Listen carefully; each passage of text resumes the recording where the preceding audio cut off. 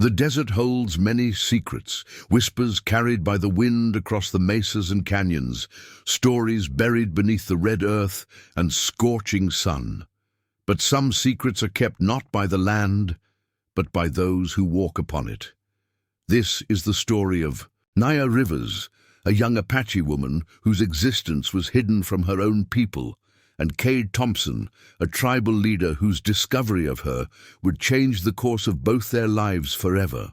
In a time when blood and survival defined the Apache way, one man's desperate choice to protect his daughter would challenge the very traditions he once fought to preserve. Before we jump back in, tell us where you're tuning in from. And if this story touches you, make sure you're subscribed, because tomorrow I've saved something extra special for you. The mountains of eastern Arizona held their breath as dusk painted the sky in hues of amber and crimson. Cade Thompson stood at the edge of the tribal council fire, his shadow stretching long across the packed earth. At 28, he was young to be a tribal leader, but 4 years of raids against encroaching settlers and military outposts had carved respect into the hearts of even the eldest council members. His grandfather's silver and turquoise medallion hung heavy around his neck, a constant reminder of the responsibility that now rested on his shoulders. The council circle crackled with tension as Marcus Whitehorse, the eldest of the elders, raised his weathered hand. The deep lines carved into his face told stories of battles fought and survived, of a time when the Apache roamed freely across territories now threatened by white settlement. The soldiers have built a new outpost near Eagle Creek, Marcus announced, his voice low but carrying across the circle. They bring more guns, more men. They push further into our hunting grounds each season. Murmurs rippled through the gathering. Cade's jaw tightened as he stared into the flames. The U.S. Army had been expanding their presence for years, choking the Apache like a slow noose. Every month brought new reports of confrontations, of Apache warriors killed or captured, of hunting grounds stolen, and sacred sites desecrated. "What would you have us do?" asked Raven Brooks, her voice steady, despite the anger flashing in her eyes. As the tribe's medicine woman and Marcus's daughter, her words carried weight. "We cannot keep retreating into the mountains. Soon there will be nowhere left to go." Cade studied the faces around the fire. Men and women he had known his entire life, warriors who had taught him to track and hunt, to fight and survive. Their expressions reflected his own inner turmoil. Anger tinged with fatigue, determination, shadowed by fear. "We must strike before they are fully settled," said Lucas Redhorse, the tribe's most accomplished warrior. Blood still stained his sleeve from a skirmish with army scouts 3 days prior. "Show them that this territory comes with too high a price." Marcus raised his hand again, silencing the discussion, his gaze fixed on Cade. "The decision falls to you, young leader. What path do we take?" Cade felt the weight of every eye upon him. Since his father's death 2 winters ago, such moments had become all too familiar. The tribe looking to him for guidance, for strength, for decisions that might determine their survival. He had led raids before, had shed blood, and watched friends fall. Each conflict only brought more soldiers, more weapons, more death. "We will send scouts to assess their numbers," Cade finally replied, his voice firm despite the doubt churning in his gut. "Then we strike, not to start a war, but to send a message. We take their horses, their supplies. We make them understand that each step further into our territory will cost them." Approving nods circled the fire. Lucas smiled grimly, already selecting warriors in his mind. Only Raven's eyes held reservations, seeing perhaps what Cade himself felt, that each conflict, however necessary, pushed them further down a path with no return. As the council dispersed, Cade remained by the fire, watching the embers dance and die. The weight of his decision pressed upon him like a physical burden. 4 summers ago, he had been merely a warrior among many. Now every choice he made rippled through the lives of his people. "You carry too much alone," Raven said, appearing beside him. She had known him since childhood, had bandaged his first battle wounds, had stood beside him when they buried his. "Father, who else should carry it?" Cade replied, not looking up from the flames. "The burden of leadership was meant to be shared, Cade. That's why we have a council. The council advises, I decide. That was my father's way." Raven sighed. "Your father had 40 winters of experience to guide him, and even he sought counsel beyond the council." Cade finally looked at her, curiosity piqued. "What do you mean?" There were those he trusted who did not sit at council fires, those who saw the world differently. She paused, choosing her words carefully. Sometimes wisdom comes from unexpected places. Before Cade could press her further, Lucas approached, already discussing plans for the scouting party. The moment passed, but Raven's words lingered in Cade's mind as he walked back to his dwelling at the edge of the camp. Dawn came early, painting the eastern sky in soft pinks and golds. Cade had slept poorly, his dreams haunted by gunfire and the cries of wounded warriors. He rose before the sun, washing his face in the cool water of the basin outside his dwelling. Today, he would lead the scouts himself.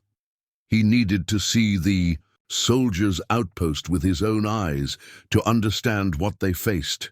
As he prepared his weapons, a commotion at the edge of camp drew his attention. 2 hunters had returned early from their expedition, and their expressions suggested trouble. Cade strode toward them, noting the tension in their movements. "What happened?" he demanded. The older hunter, Daniel Blackcloud, spoke first. "We found tracks near the western ridge. Not army boots, but a single man. Apache, moving alone through territory few of us venture into anymore." "A scout from another band?" Cade asked, frowning. "No," Daniel shook his head. "He was carrying supplies, food, water, moving like a man with purpose, not exploration. Did you follow him?" "As far as the old caves in Black Canyon. Then the trail vanished. It was as if he knew exactly where to step to leave no trace." Cade's frown deepened. Black Canyon had been largely abandoned by the tribe years ago. Its water sources had dried up, and the game had moved to more fertile grounds. What would draw an Apache man there, alone and secretive? "This man," Cade said slowly. "Did you recognize him?" The younger hunter spoke up. "I caught a glimpse when he stopped to drink from the stream. It was Joseph Rivers." Cade felt a jolt of surprise. Joseph Rivers had once been among the tribe's most respected warriors, a man whose tracking skills were legendary, whose courage in battle was unquestioned. But 3 years ago, following the death of his wife in a military raid, he had withdrawn from tribal affairs. He still lived among them, but rarely participated in hunts or councils, becoming a ghost at the edges of their community. "Joseph keeps to himself," Cade said. "Perhaps he simply seeks solitude for hunting." "With respect," Daniel replied, "no one hunts in Black Canyon anymore, and a man seeking solitude doesn't move as he did. Careful, watchful, like someone with a secret." Cade weighed his options. The planned scouting of the military outpost should take priority. Yet something about this report nagged at him. Joseph had been his father's friend, a man who had once taught Cade himself how to track through the most difficult terrain. His withdrawal had been a loss to the tribe, and there had always been something about his departure from tribal life that felt unfinished, unexplained. "Lucas will lead the scouting party to Eagle Creek," Cade decided. "I will investigate this matter myself." "Alone?" Daniel asked, surprise evident in his voice. "Joseph was my father's friend. If something is wrong, it's better I approach him directly, without a show of force." Cade paused. "Say nothing of this to the others, for now, if there is trouble, I will signal." The hunters nodded reluctantly. As they walked away, Cade felt a strange unease settle over him. Joseph Rivers had been like an uncle to him in his youth, a steadfast presence, a source of wisdom and guidance. Then came the raid that took his wife, and something in Joseph had broken. He had retreated not just from tribal leadership, but from connections of any kind. What secret could drive such a man to even greater isolation?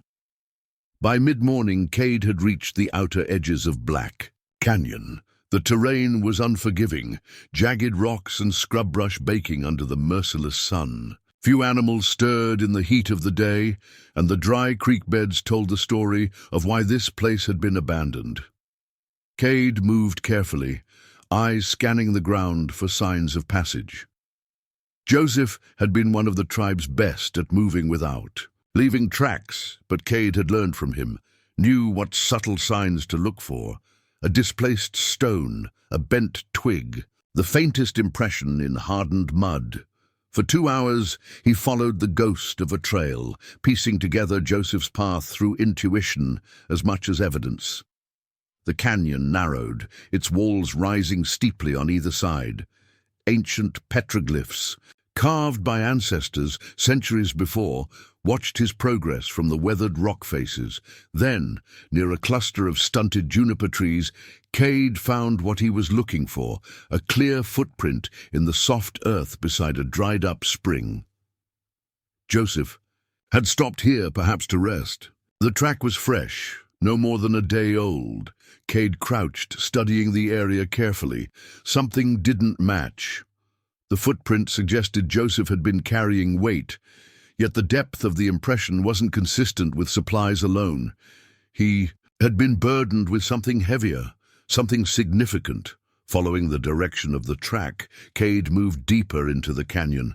The walls closed in further, creating shadow even in the height of day. Few would venture this far.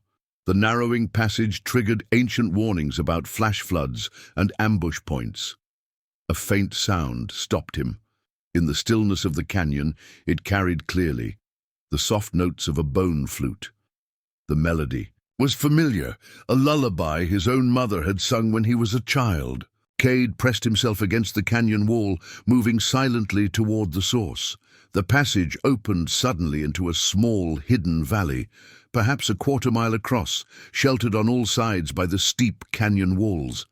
A small spring bubbled from the rock face on the far side, creating a modest pool that nourished a patch of greenery. Beside this unexpected oasis stood a dwelling, built into the natural curve of the canyon wall, part cave, part constructed shelter. And there, sitting at the entrance, was Joseph Rivers. His once black hair now streaked with grey, his face more deeply lined than Cade remembered. In his hands was the bone flute, its notes dancing across the hidden valley.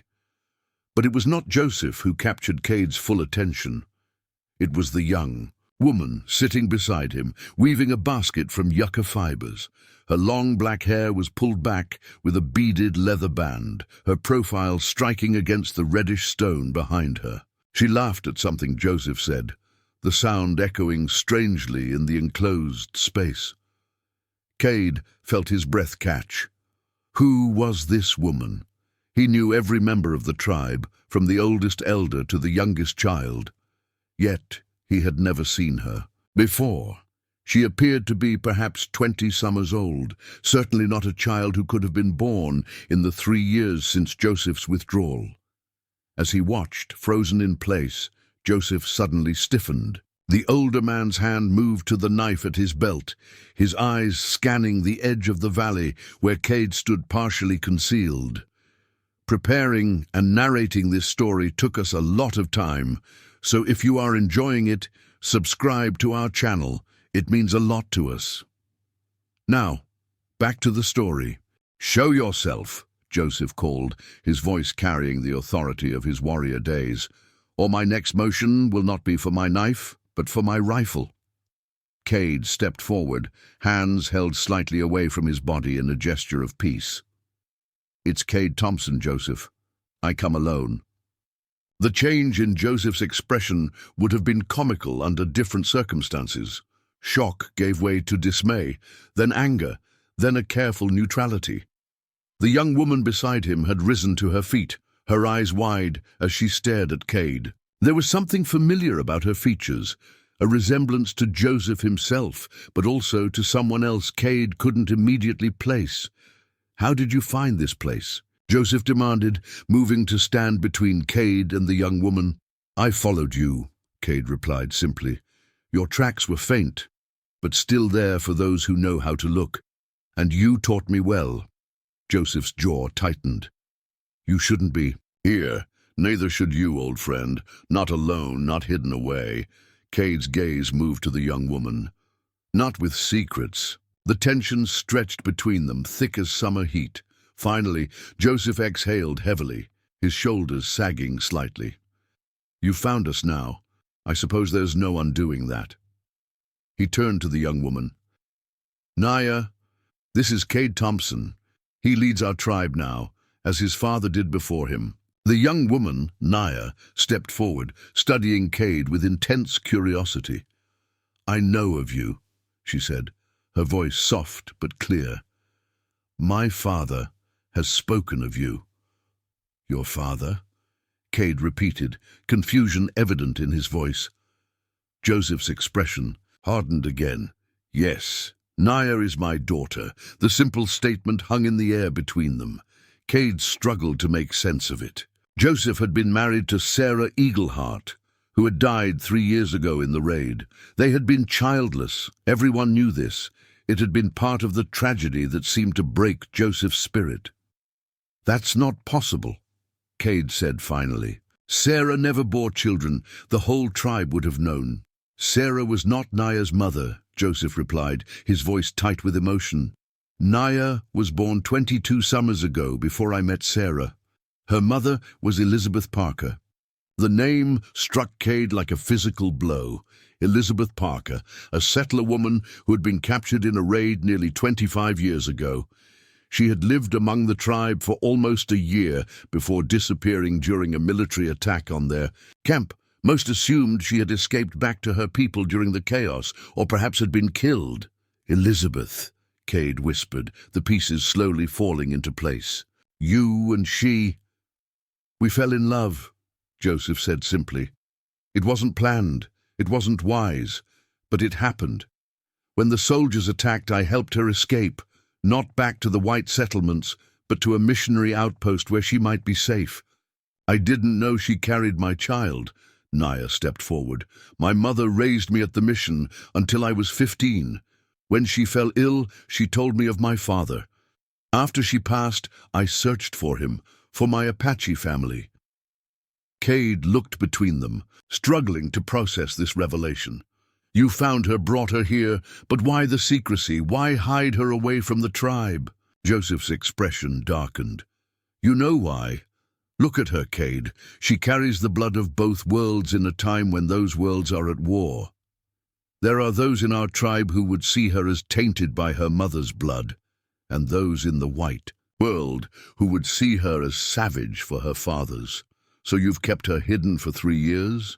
Since Sarah died?" Joseph nodded. "I built this place long ago as a refuge. When I found Naya, when Sarah was taken from me, it seemed the only way to keep my daughter safe." Cade moved his gaze to Naya, seeing her clearly now. The blend of features that spoke to her mixed heritage. Yet there was something undeniably Apache in her bearing, in the proud set of her shoulders, in the way she met his gaze without wavering. "The tribe is your people," Cade said softly. "Both of you. Whatever blood flows in your veins, Naya, you are Apache if you choose to be." "Pretty words," Joseph replied, his voice edged with bitterness. "But you know as well as I how deep the hatred runs now. 3 years of more raids, more deaths. Do you really believe the tribe would accept her?" Before Cade could answer, a distant sound echoed through the canyon, the distinctive crack of rifle fire, followed by the fainter echoes of shouting. Cade's blood ran cold. "The scouting party," he said. "Something's gone wrong." "The conflict has found us," Joseph said grimly, "as it always does." Naya looked between them, her expression resolute. "Then we must face it, together." The rifle shots echoed off the canyon walls, each crack a reminder of the world beyond their hidden sanctuary. Cade moved to the edge of the valley, scanning the distant ridgeline for any sign of movement. Joseph was beside him in an instant, his warrior instincts overriding years of seclusion. 3 shots, then silence, Joseph muttered. A warning, not a battle. Cade nodded grimly. Lucas would signal twice if they were under attack, 3 times for discovery. His mind raced with possibilities, none of them good. I need to get back. We'll come with you, Naya said, already gathering supplies, her movements quick and efficient. Cade turned to Joseph, a question in his eyes. The older warrior studied his daughter for a long moment before nodding. She's right. Whatever happens. Now we face it together. The journey back through the canyon was tense, their pace fast but careful. Joseph led the way, his knowledge of hidden paths cutting their travel time significantly. Naya moved with the same grace as her father, her steps sure despite the difficult terrain. Watching her, Cade found himself impressed. She had clearly inherited more than just Joseph's features. The mission taught you to move like an Apache? Cade asked, during a brief pause, to drink from their water skins. A small smile touched Naya's lips. The mission taught me to sit still and sow. My father taught me to move through these canyons when he found me 3 years ago. She's a quick learner, Joseph added, pride evident in his voice. Better with a bow than I was at her age. They continued in silence, the gravity of their situation settling over them. Whatever awaited them at the camp, Naya's existence would no longer be a secret. Years of careful hiding would end today, for better or worse. As they neared the tribe's territory, Joseph suddenly raised his hand, bringing them to a halt. His head tilted, listening to something Cade couldn't yet hear. Then he pointed to a narrow game trail leading up the slope of the nearest hill. "Horses," he whispered, moving fast from the direction of the camp. They scrambled up the path, finding cover behind a cluster of boulders just as riders appeared in the valley below. Cade counted 7 warriors, led by Lucas' red horse. They rode hard, glancing back frequently, as if expecting pursuit. Cade stood, revealing their position. "Lucas," he called. The warriors wheeled their horses, weapons raised before recognition dawned. Lucas urged his mount up the slope, his face grim beneath the war paint still fresh on his cheeks.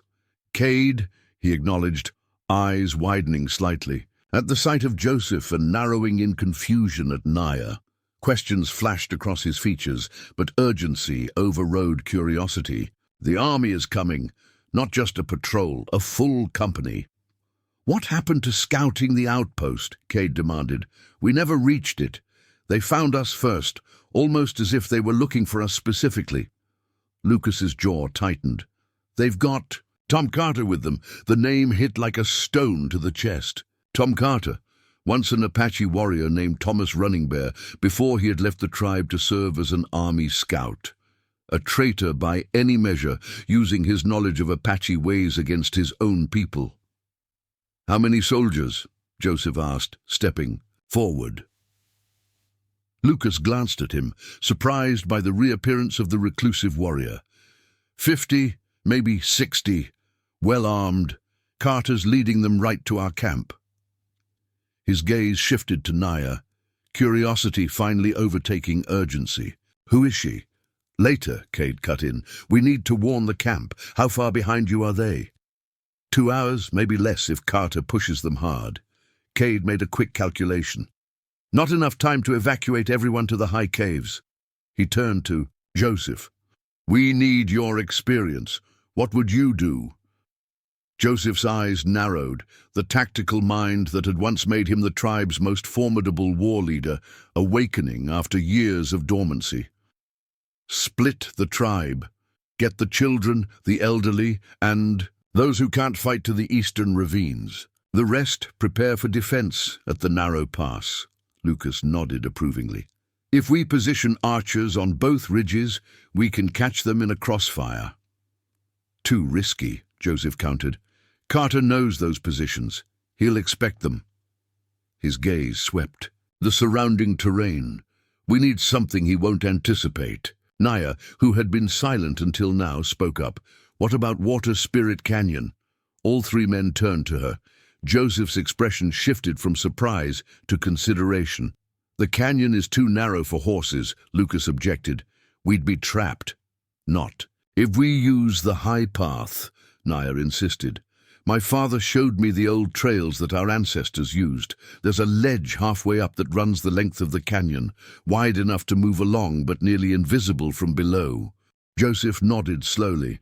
She's right, I'd forgotten about that path. Carter might know of the canyon, but that trail hasn't been used in generations. Cade studied Naya with newfound respect. You've been exploring beyond the valley. My father taught me everything he knew about these lands, she replied simply. I wanted to understand the world my mother kept me from. A plan began forming in Cade's mind. Lucas, take your warriors back to camp. Start the evacuation to the eastern ravines. For those who can't fight, Joseph, can you guide our defenders to this hidden path in the canyon? Joseph nodded. Yes, but Naya knows it better than I do now. Cade turned to the young woman, making a decision that would have seemed unthinkable hours before. Then both of you will lead them. I'll create a diversion, make Carter think we're fleeing north instead of east. Alone? Joseph questioned, concern evident in his voice. I move faster alone. Cade turned to Lucas. Tell Raven to prepare her medicines. This won't end without blood being spilled. As Lucas and his warriors departed for the camp, Cade found himself alone with Joseph and Naya. The moment of truth had arrived. The tribe will know of her now, Cade said quietly. Joseph's hand moved to his daughter's shoulder. Yes, some won't accept her. I know. Joseph's voice was level, but his eyes revealed his fear. That's why I kept her hidden. Naya stepped forward, her gaze direct. I've lived half my life not belonging anywhere, Cade Thompson. I survived. I'll survive this too. Looking at her, Cade saw something he hadn't fully appreciated before. Strength forged by existing between two worlds, claimed fully by neither. There was wisdom in her eyes that belies her years, a resilience that spoke of challenges already faced and overcome. You won't just survive, Cade said finally. You'll belong. I give you my word as a leader. Joseph's expression softened slightly. Your father would be proud of the leader you've become. The compliment, unexpected from this man who had withdrawn so completely from tribal life, caught Cade off guard. Before he could respond, the distant sound of hoofbeats signaled Lucas's approach to camp. We need to move, Joseph said, tension returning to his voice. They separated at the edge of the camp's territory, Cade heading northwest to lay his false trail, Joseph and Naya east toward the waiting tribe. As he watched them go, Cade felt the weight of his promise settle on his shoulders. He had vowed protection to a woman whose very existence would challenge everything his people believed about their place in this war. The camp was in controlled chaos when Cade arrived, after laying his false trail. Warriors gathered weapons while women packed essential supplies. Children were being organized into groups, their faces solemn with the familiar routine of emergency evacuation. Raven approached him immediately, her expression grave. Lucas told us about the soldiers and about Joseph Rivers returning with a woman. His daughter, Cade replied, watching for her reaction. Surprise flickered across her features. Joseph has no children. Sarah never... Not with Sarah, Cade cut in. With a settler woman, before his marriage. Elizabeth Parker. Raven's eyes widened. The captured woman, the one who vanished during the raid all those years ago? She escaped with Joseph's help. She was carrying his child. Comprehension dawned. On Raven's face, followed quickly by concern. A child of mixed blood. In these times... She is Apache, Cade said firmly. Joseph has recognized her as his daughter. That makes her one of us. Raven studied him, something unreadable in her expression. You speak with certainty about someone you just discovered existed. I've seen enough to know her heart. She's risking her life to help us now, guiding our warriors to a hidden path that might save us all." Before Raven could respond, Marcus Whitehorse approached, his ancient face creased with worry. "Cade, is it true? Joseph Rivers has returned with a half-breed daughter." The term made Cade's jaw tighten. "He has returned with his daughter, Naya. She knows these canyons as well as any of us, and is helping position our defenses." Marcus's eyes narrowed. "These divisions are what the white man has always exploited. Blood that is divided cannot be trusted in times of war." "Her blood isn't divided, Elder. Her heart isn't divided." Cade stepped closer, lowering his voice.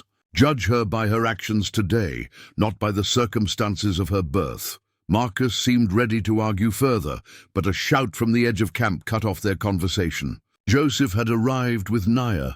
They stood at the perimeter, warriors gathering around them, with expressions ranging from confusion to outright hostility.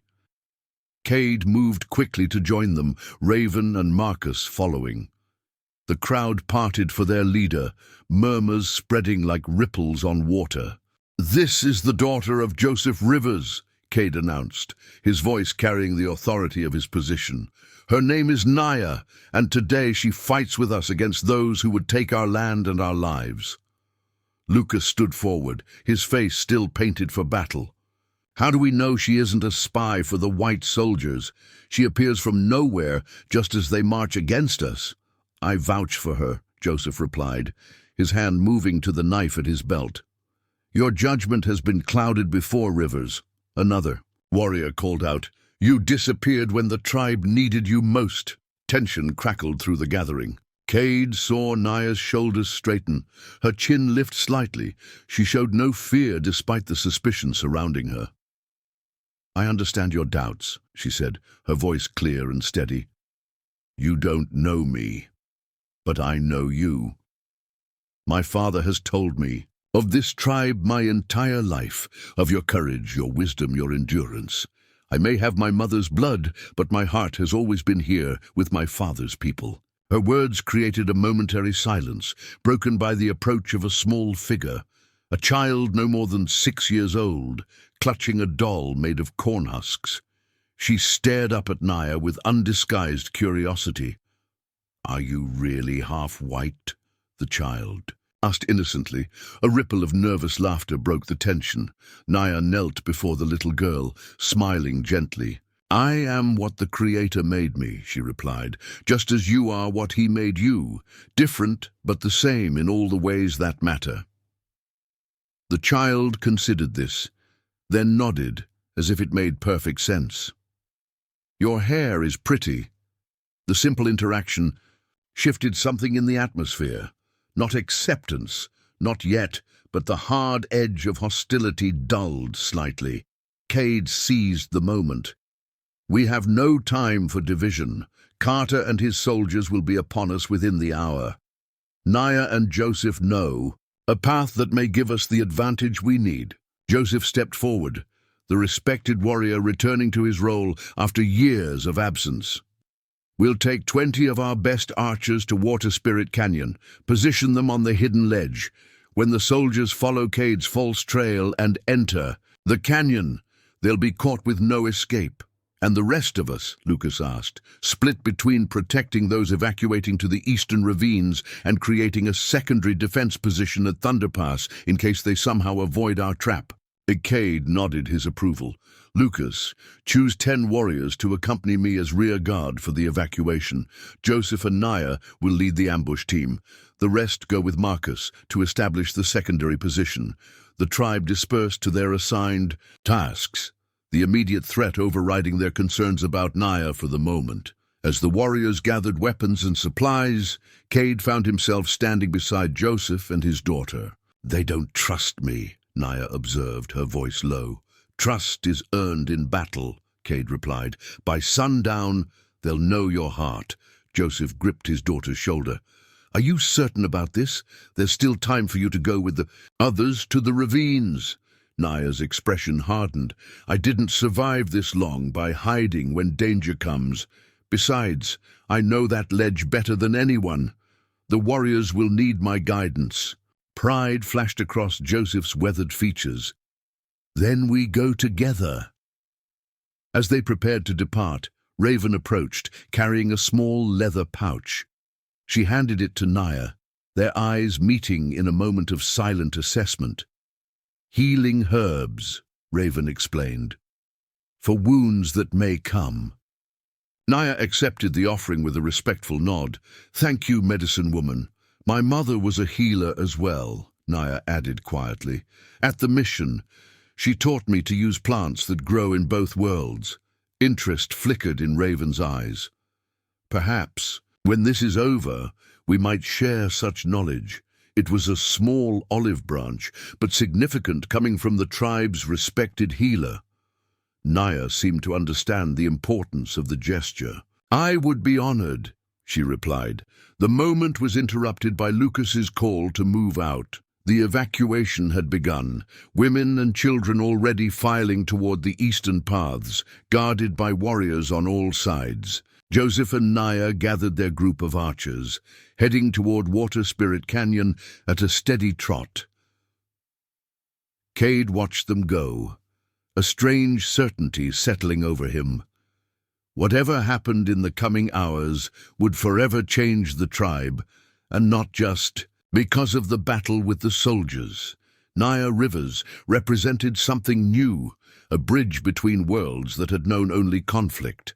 Her very existence challenged the boundaries they had all accepted as immutable. As he mounted his horse to lead the rear guard, Cade caught a final glimpse of Naya moving alongside her father, explaining something to the warriors who followed. Despite the danger ahead, she moved with purpose, with certainty. In that moment, he knew his promise to her had been the right one. She belonged with them, whether the tribe was ready to accept that truth or not. The sun climbed higher as they rode out, casting sharp shadows across the red earth. Cade sent a silent prayer to the spirits of his ancestors, asking for wisdom, for strength, and for a future where a woman like Naya Rivers might find her place among her father's people without hiding in canyons or fearing rejection. Her mother must have been remarkable, Raven said, riding up beside him, to raise a daughter with such strength in a world that would accept her nowhere. Both her parents are remarkable, Cade replied, and so is she. Ahead, the dust from the evacuating tribe rose like a signal fire against the clear blue sky. Behind them, somewhere beyond the horizon, soldiers marched with a traitor leading the way. Between these forces, a young woman of two worlds prepared to fight for the one she had chosen as her own. The day of reckoning had come. By nightfall, they would know if Naya Rivers was truly meant to be Apache, and if any of them would survive to witness her acceptance. The afternoon sun beat down mercilessly as Naya led the 20 Apache warriors along the nearly invisible path that snaked across the face of Water Spirit Canyon. Below them, the canyon floor stretched narrow and winding, its red stone walls rising like ancient guardians on either side. The perfect trap, if they could position themselves before the soldiers arrived. Step only where I step, Naya instructed, her voice low but commanding. The ledge narrows ahead. She felt their eyes on her back, some curious, some still suspicious, all watching her every move. Joseph walked several paces behind, allowing his daughter to lead, a silent statement of trust that did not go unnoticed by the warriors. The weight of responsibility pressed against her chest. These men were following her based solely on her. Father's reputation and Cade's endorsement. One misstep, one failure, and whatever slim chance she had of acceptance would vanish like morning mist. Here, she said, stopping at a wider section of the ledge. This gives us the best view of the entire canyon floor. The soldiers will have to pass directly beneath us. The warriors spread out along the ledge, notching arrows and checking their weapons. Their movements were disciplined, efficient, the product of lifetimes spent in conflict. Naya had never witnessed such coordinated preparation at the mission, where spirituality and prayer were the primary weapons against hardship. Joseph approached, pride evident in his eyes, despite the tension of the moment. "You've done well," he said quietly. "I haven't done anything yet," she replied. "You've guided them here safely. That's the first victory." He surveyed the position, nodding with approval. "The rest will come." One of the warriors, a man Naya had heard called Eagle Eye for his exceptional marksmanship, moved closer. His face was stern, weathered by sun and battle, but his eyes held more curiosity than hostility now. "Joseph says you know these canyons. Better than those born to them," he said. "How is this possible?" Naya met his gaze squarely. "When my father found me, I had nothing but stories of a people I'd never known.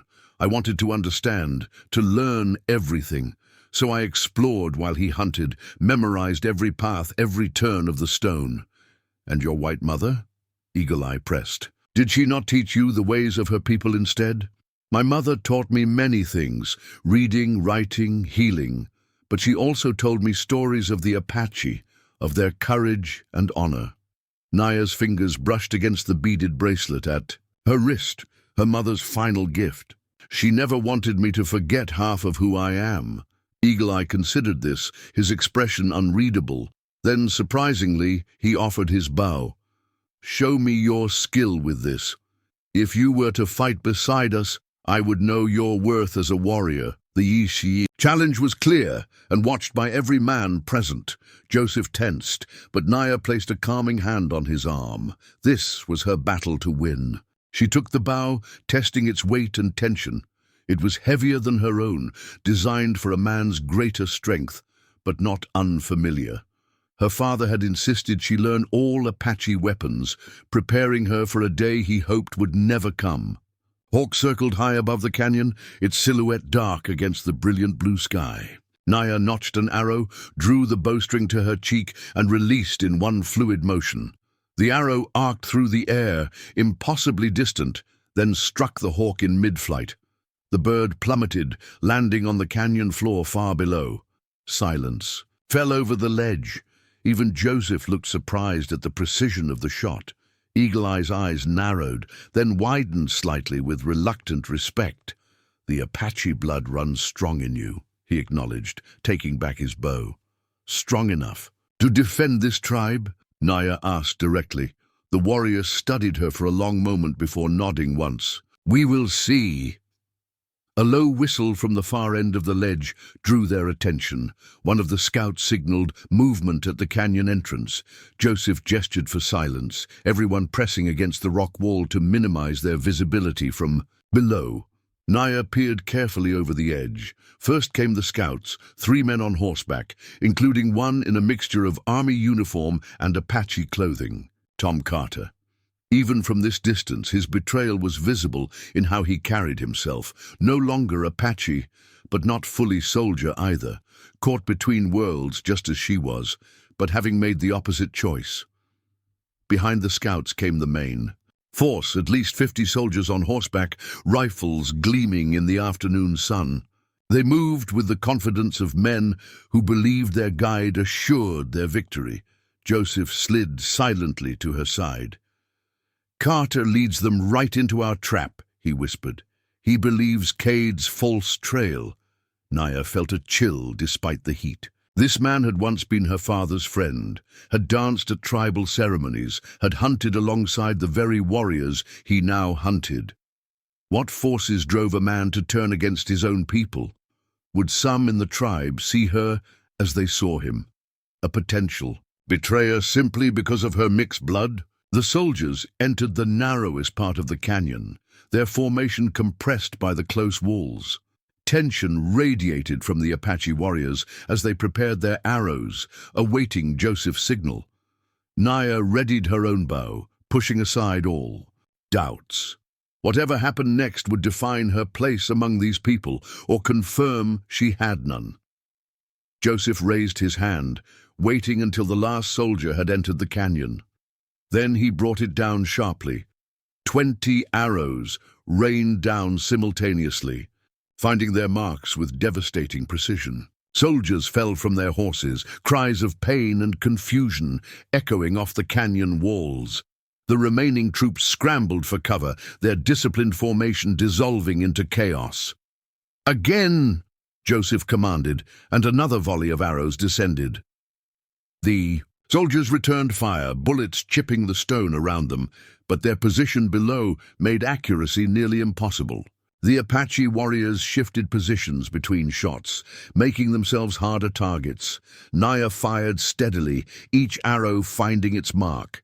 Years of hunting with her father had honed her skill, but never before had she aimed at men. She forced herself to remember what was at stake, the survival of her father's people, her people. Tom Carter shouted orders, trying to organize a retreat, but the narrow canyon made turning the horses difficult. Soldiers bunched at the entrance, creating a deadly bottleneck. Suddenly, Carter looked up, his gaze somehow finding Naya despite the distance and shadows. Recognition flashed across his features, not of her specifically, but of what she represented. A half-blood, like himself, but fighting for the Apache. He raised his rifle, aiming directly at her. Naya froze for a split second, the parallel between them momentarily overwhelming. Then Joseph shoved her aside as the bullet struck the stone where she had stood. "Move!" he ordered, pushing her toward a more protected position. The battle intensified, the soldiers finally managing to establish some defensive positions behind boulders. Their return fire became more coordinated, forcing the Apache warriors to take greater care. "We've lost the advantage of surprise," Eagle Eye called. "They'll hold position until reinforcements come," Joseph nodded grimly. "We need to force them back toward Cade's position at Thunder Pass." He turned to Naya. "Is there another way down to the canyon floor, something they won't expect?" Naya closed her eyes briefly, visualizing the canyon's complex geography. "Yes. There's a fissure near the eastern bend. It's narrow but passable. It would put us behind their position." The battle intensified, the soldiers finally managing to establish some defensive positions behind boulders. Their return fire became more coordinated, forcing the Apache warriors to take greater care. "We've lost the advantage of surprise, Eagle," I called. "They'll hold position until reinforcements come." Joseph nodded grimly.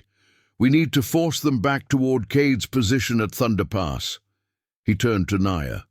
"Is there another way down to the canyon floor, something they won't expect?" Naya closed her eyes briefly, visualizing the canyon's complex geography. "Yes, there's a fissure near the eastern bend. It's narrow but passable. It would put us behind their position." Joseph's eyes gleamed with approval. "Show me." As they prepared to move, Eagle Eye approached again. "I'll come with you," he said, the earlier challenge in his voice replaced with determination. 3 bows are better than 2. Naya led them along the ledge, moving away from the main battle. The path narrowed dangerously in places, forcing them to press their bodies against the canyon wall and edge forward inch by inch. Below, the battle continued, the soldiers gradually organizing a defensive retreat. They reached the fissure, a jagged crack in the rock face that descended diagonally to the canyon floor. Up close, it looked barely wide enough for a child, let alone grown warriors. "You're certain this is passable?" Joseph asked skeptically. "I've done it before," Naya replied. "It widens once you're inside." She didn't add that she'd been smaller then, lighter, more flexible. The years at the Hidden Valley had added muscle to her frame. Without waiting for further discussion, she slipped into the crevice, using small footholds and handholds invisible to untrained eyes. Joseph followed, his larger frame making the descent more difficult. Eagle Eye came last, muttering what sounded like a prayer to the ancestors. The fissure did widen slightly inside, though darkness made navigation treacherous. Naya moved by, feel as much as sight, remembering the path from her solitary explorations. Eventually, the crack opened onto a small ledge just 10 feet above the canyon floor, hidden from view by a stand of scrub juniper. They paused, assessing the battlefield. From this new vantage point, the soldiers had established a defensive line using boulders for cover. their attention focused on the Apache warriors still positioned on the ledge above. Naya counted quickly. Perhaps 30 soldiers remained combat effective, the others either, dead or wounded badly enough to be out of the fight. If we can create enough confusion, Joseph whispered, they'll break and run toward Thunder Pass. Where Cade waits, Eagle Eye added with grim satisfaction. Joseph notched an arrow. On my signal, we fire at the officers, then move immediately. They'll return fire at our position. Naya studied the soldiers, picking out the men with insignia, indicating rank. The one with the yellow shoulder boards. He's giving the orders now. Joseph nodded approvingly. You have good eyes. He's mine. Eagle Eye, take the one with the red beard. Naya, the scout beside Carter. They positioned themselves, bows drawn. Joseph gave a short, sharp whistle, the signal to the warriors above that something was happening, then nodded. 3 arrows flew simultaneously. The officer with yellow shoulder boards clutched his chest and fell. The red-bearded soldier dropped. Without a sound, the scout beside Carter lurched sideways, wounded but not killed. Chaos erupted among the soldiers. As expected, rifle fire peppered the juniper bushes concealing their position. By then, the 3 Apache fighters had already scrambled to new cover. Carter shouted orders, trying to maintain discipline, but confusion spread through the soldiers' ranks. Another volley of arrows from the ledge above added to the disorder.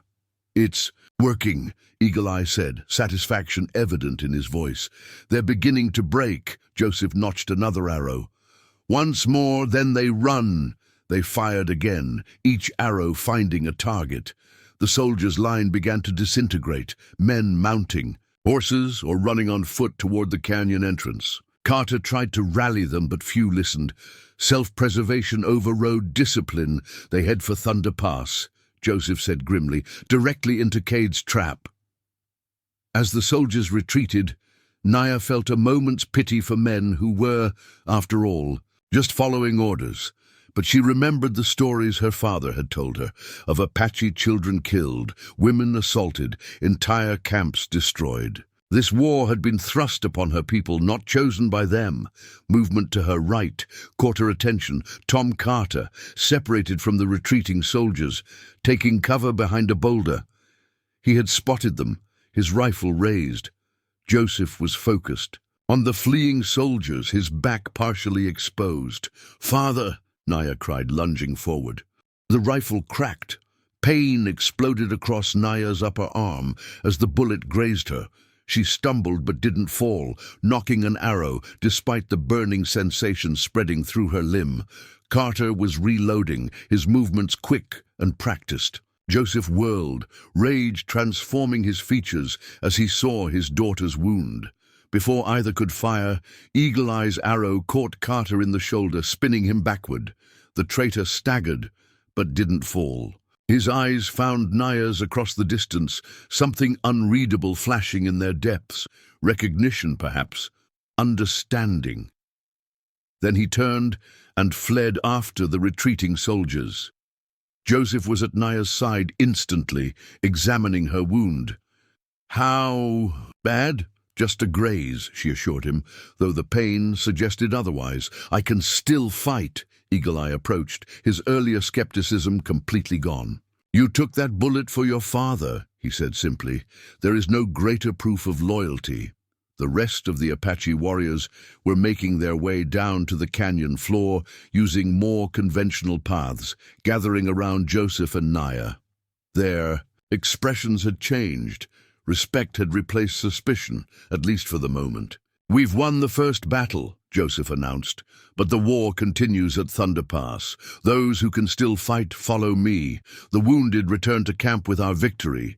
Several warriors had sustained injuries from the soldiers' return fire. They would head back to the tribe's temporary camp, where Raven waited with her healing herbs. Naya started to join the main group following Joseph, but he stopped her with a gentle hand. "You're wounded," he said. "Go back with the others." "It's nothing," she insisted. "I can still be useful."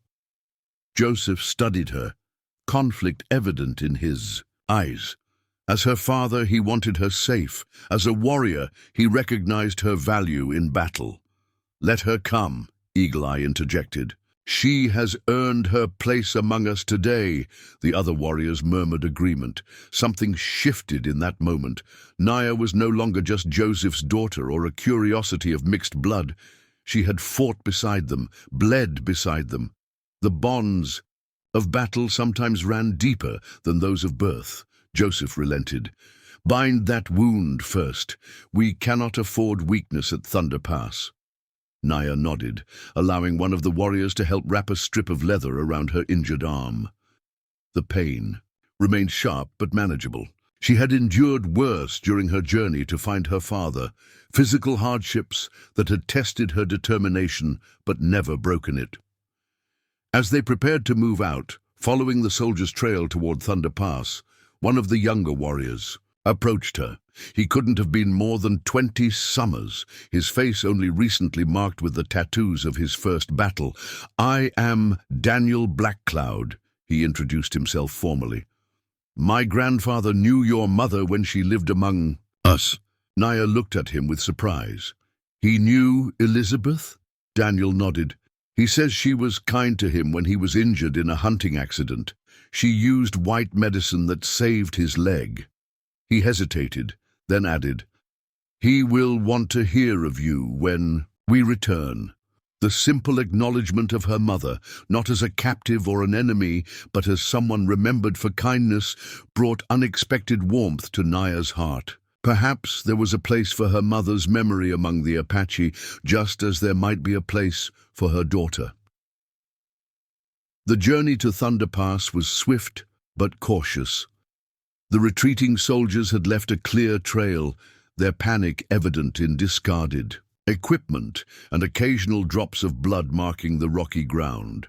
Joseph and Eagle Eye led, with Naya and the other warriors following in a loose formation that allowed for quick defense if needed.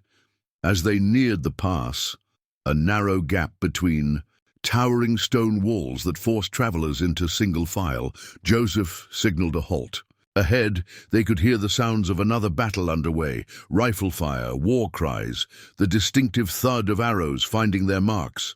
"Cade's trap is sprung," Joseph said with grim satisfaction. "We approach from behind. They'll be caught between our forces." Naya felt her heart rate increase, not from fear, but from the certainty that what happened next would determine many fates, not just her own, but that of the entire tribe. If they could drive the soldiers back decisively, perhaps the army would reconsider further incursions into Apache territory.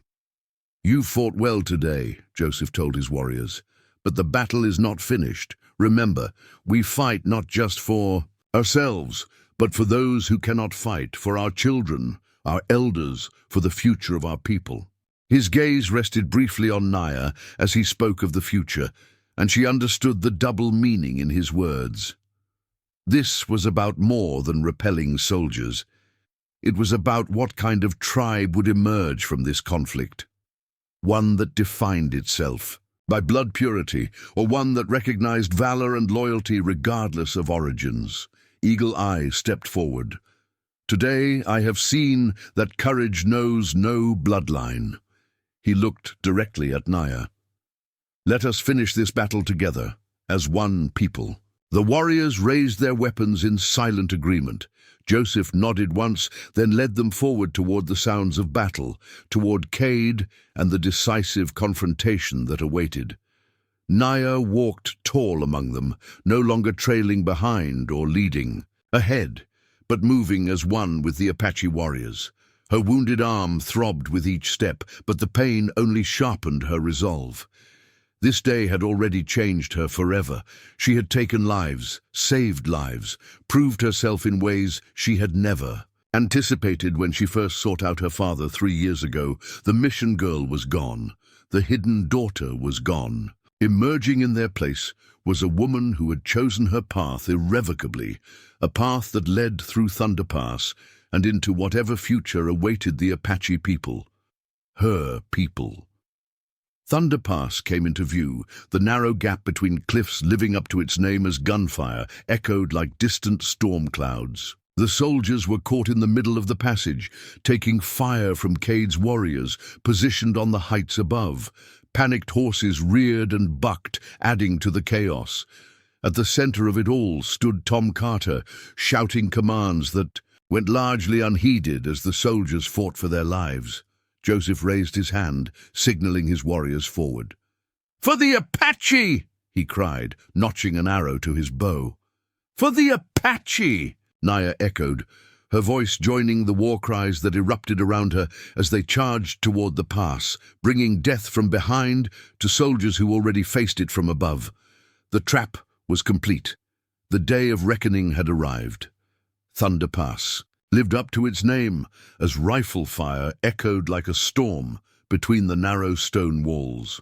Cade Thompson and his warriors had positioned themselves perfectly along the high ridges, raining arrows down upon the trapped soldiers while remaining difficult targets themselves. The army forces were in disarray, their neat formations broken, their disciplined ranks scattered among the rocks, seeking whatever cover they could find. Cade spotted Joseph's approaching warriors and felt a surge of satisfaction. The plan was working, the soldiers caught between two Apache forces with nowhere to escape. His gaze found Naya among the warriors, her movements confident, despite what appeared to be a bandage on her arm. She had survived the first battle then. Something in his chest lightened at the realization. "Press forward," Cade called to his warriors. "Drive them toward Joseph's forces." The soldiers found themselves in an impossible position, taking fire from both directions now. Several threw down their weapons, raising their hands in surrender. Others fought more desperately, knowing capture might be worse than death in their minds. At the center of the chaos stood Tom Carter, the traitor scout. His face was streaked with blood from a wound at his temple, his uniform torn and dirty. But his eyes burned with determination as he shouted orders that fewer and fewer soldiers heeded. Joseph signaled his warriors to spread out, cutting off any possible retreat. The soldiers' horses, panicked by the noise and confusion, became additional hazards, some bolting through the pass, others rearing and throwing their riders. Cade descended from his position, sliding down a steep incline. To reach the valley floor, Joseph met him at the edge of the battlefield, the two leaders converging as their warriors continued to press the advantage. "It worked," Cade said, clasping Joseph's arm in greeting. "Naya's knowledge of the canyons gave us the perfect position." Joseph replied, "The soldiers walked into our trap exactly as planned." Cade glanced at Naya, who was now providing covering fire for warriors advancing on a group of soldiers. "She's proven herself today, beyond any doubt," Joseph agreed, pride evident in his voice. "Even Eagle Eye acknowledges her skill and courage." That was significant. Eagle Eye's opinion carried weight with the tribe's warriors. If he accepted Naya, others would follow. "And her injury?" Cade asked, noticing again the bandage on her arm. "A bullet graze. She took it, protecting me from Carter." Joseph's expression darkened at the mention of the traitor. "She refused to retreat with the other wounded." Before they could discuss further, a commotion erupted at the center of the pass. Tom Carter had rallied a small group of soldiers for a final, desperate push.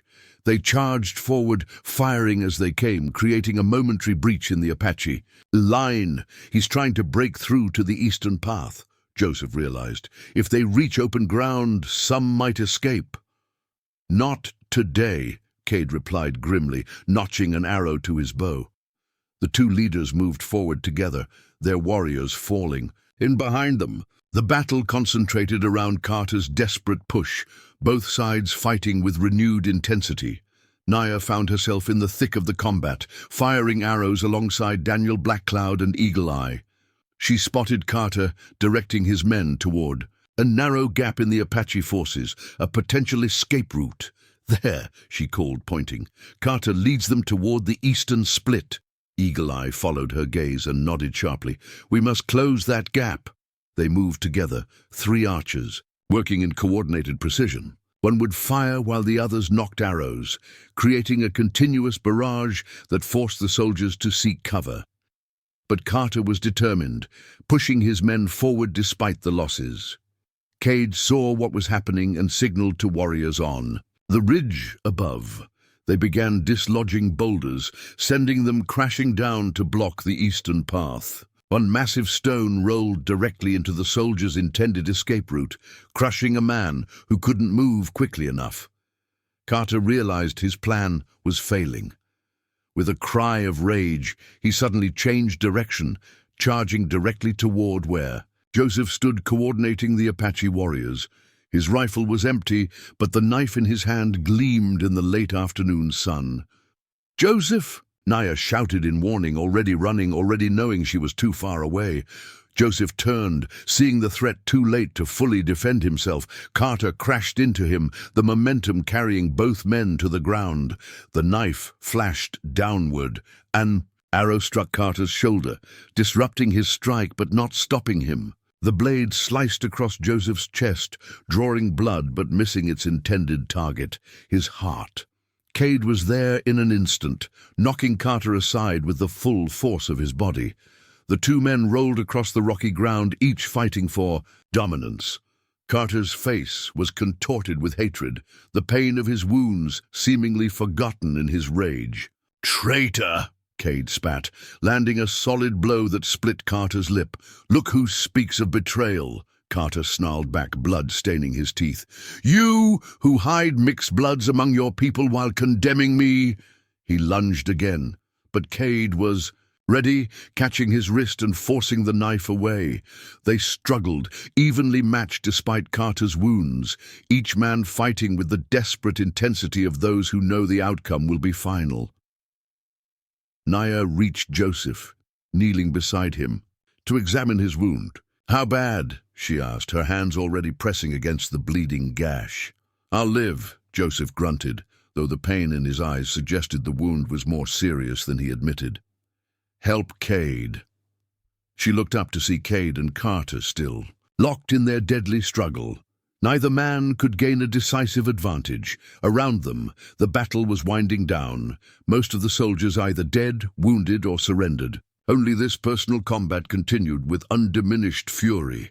Carter managed to free his knife hand, slashing wildly. The blade caught Cade across the forearm, opening a long but shallow cut. Cade hissed in pain but didn't release his hold on Carter's other arm.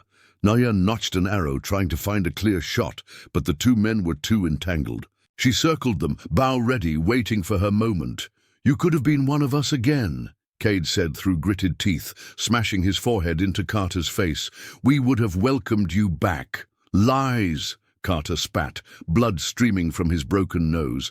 "The tribe never forgives. I was marked from the moment I left, just as she will be marked." He jerked his head toward Naya. "They'll never truly accept her.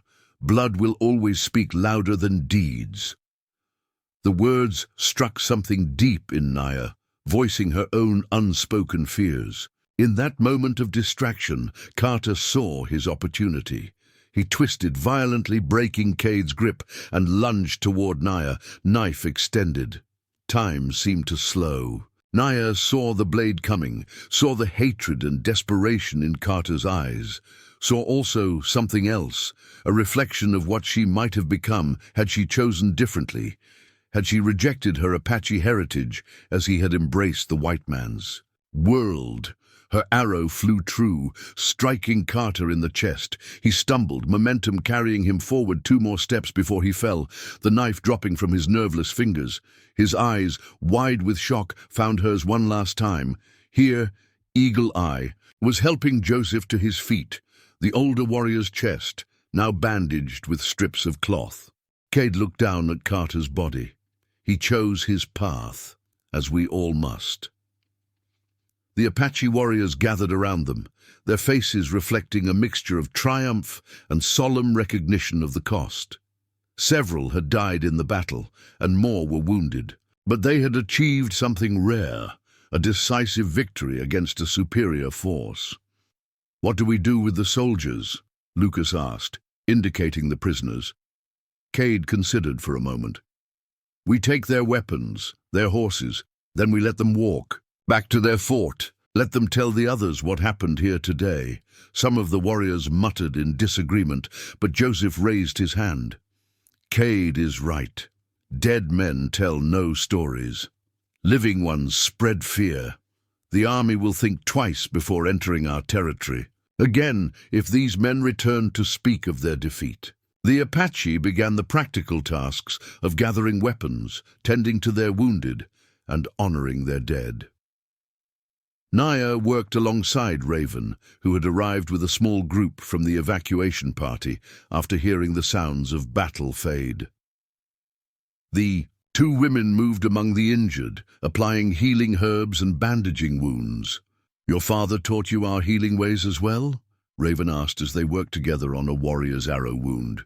"Some," Naya replied, expertly packing the wound with a poultice of crushed herbs. "My mother taught me settler medicine too. Sometimes the combination works better than either alone." Raven watched her technique with interest. "Your mother was a healer at the mission?" "She cared for the sick, yes, both Apache who came seeking help and settlers who had nowhere else to turn." Naya hesitated, then added, "She never distinguished between them. Pain is pain," she said, "regardless of who feels it." Something shifted in Raven's expression. Recognition, perhaps, of a shared philosophy despite their different origins. "A wise woman." "She was," Naya agreed softly. "She wanted me to know both worlds, but in the end, she understood which one called to my heart." They continued working in companionable silence, establishing a rhythm that spoke of mutual respect. By the time they had treated the last of the wounded, the sun was setting, painting the canyon walls in hues of amber and crimson. Cade ordered the tribe to make camp for the night. The prisoners would be released in the morning, and the Apache would return to their territory by a different route. Tonight was for recovery, for honoring those lost, for acknowledging what they had accomplished together. As evening fell, fires were lit throughout the camp. The mood was subdued, victory tempered by loss, as it always was. Naya sat beside her father, changing his bandages with gentle hands. "It's not as deep as it first appeared," she told him, relief evident in her voice. "The bleeding has stopped." Joseph nodded, his eyes on the flames. "Carter always telegraphed his strikes. Even as a young warrior, it was his weakness." He looked at his daughter. "You fought well today, better than I could have hoped." "I had a good teacher," she replied with a small smile. "More than my teaching. You have instincts, Naya, the kind that can't be taught." He took her hand in his. "Your mother would be proud." The simple statement brought unexpected tears to her eyes. "Do you think so?" "I know it." Joseph's voice was firm. "Elizabeth was the strongest woman I ever knew, until today when I watched our daughter become a warrior." Before Naya could respond, Cade approached their fire, followed by Marcus Whitehorse. The tribal elder's face was solemn, his ancient eyes studying Naya with an intensity that made her straighten her spine instinctively. "Joseph Rivers," Marcus began formally, "the council acknowledges your return to the tribe with honor. Your leadership in battle today reminds us of why you were once called the finest warrior among us." Joseph inclined his head in acknowledgement but said nothing, waiting. Marcus turned his gaze fully to Naya. "Naya Rivers, daughter of Joseph and Elizabeth, today you have shed blood for the Apache people. Today you have saved the lives of our warriors, including our chief." He paused, the firelight deepening the creases in his weathered face. "The council has discussed your place among us." Naya felt her heart quicken. This was the moment of truth, acceptance or rejection.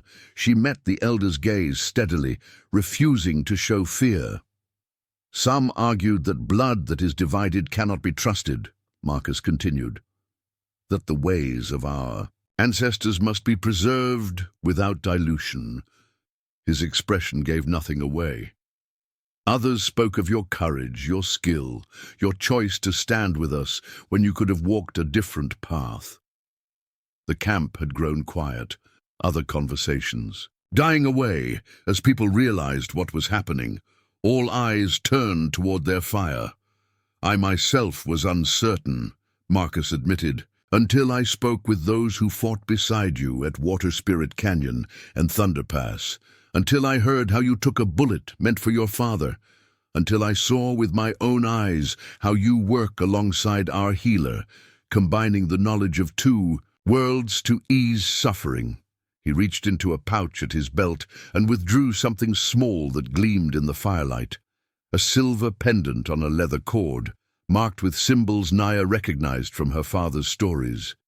The signs of tribal acceptance. The Apache people judge by deeds, not words, by choices, not circumstances of birth. Marcus held out the pendant. Today your deeds have been spoken clearly. Today your choice is honored. Naya stared at the offered medallion, momentarily unable to move. This was more than she had dared hope for. Formal acknowledgement of her place among the tribe.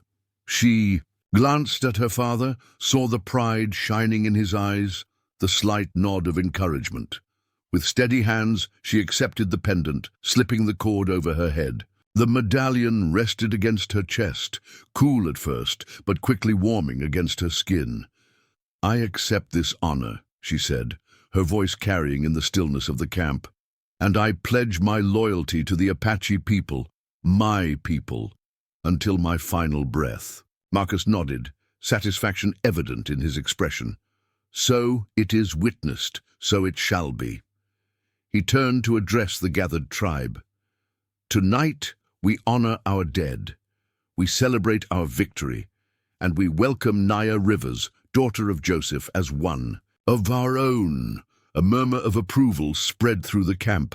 Raven stepped forward, raising her hands. The spirits of our ancestors watch us tonight. They see our strength. They acknowledge our unity. She began a low, rhythmic chant, soon joined by other voices.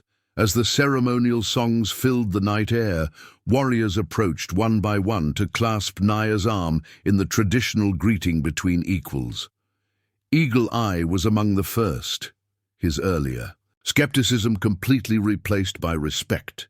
Daniel Blackcloud followed, then others whose names she was still learning. Cade was the last to approach. As tribal leader, his acknowledgement carried special weight. He took her hand, not in the warrior's greeting but in a gentler clasp, his fingers warm against hers. You found your place among us, he said quietly, just as I promised.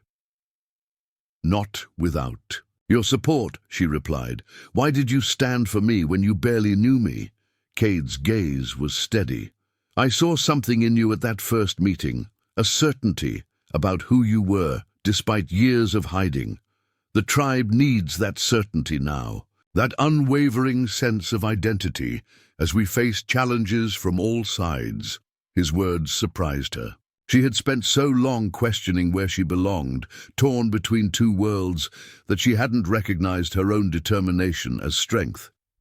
Thank you, she said simply, for seeing what I couldn't.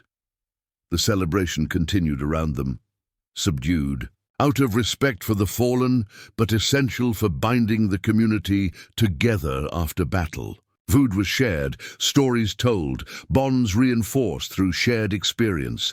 Naya found herself welcomed into conversations, asked for her perspective, included in a way she had never been before.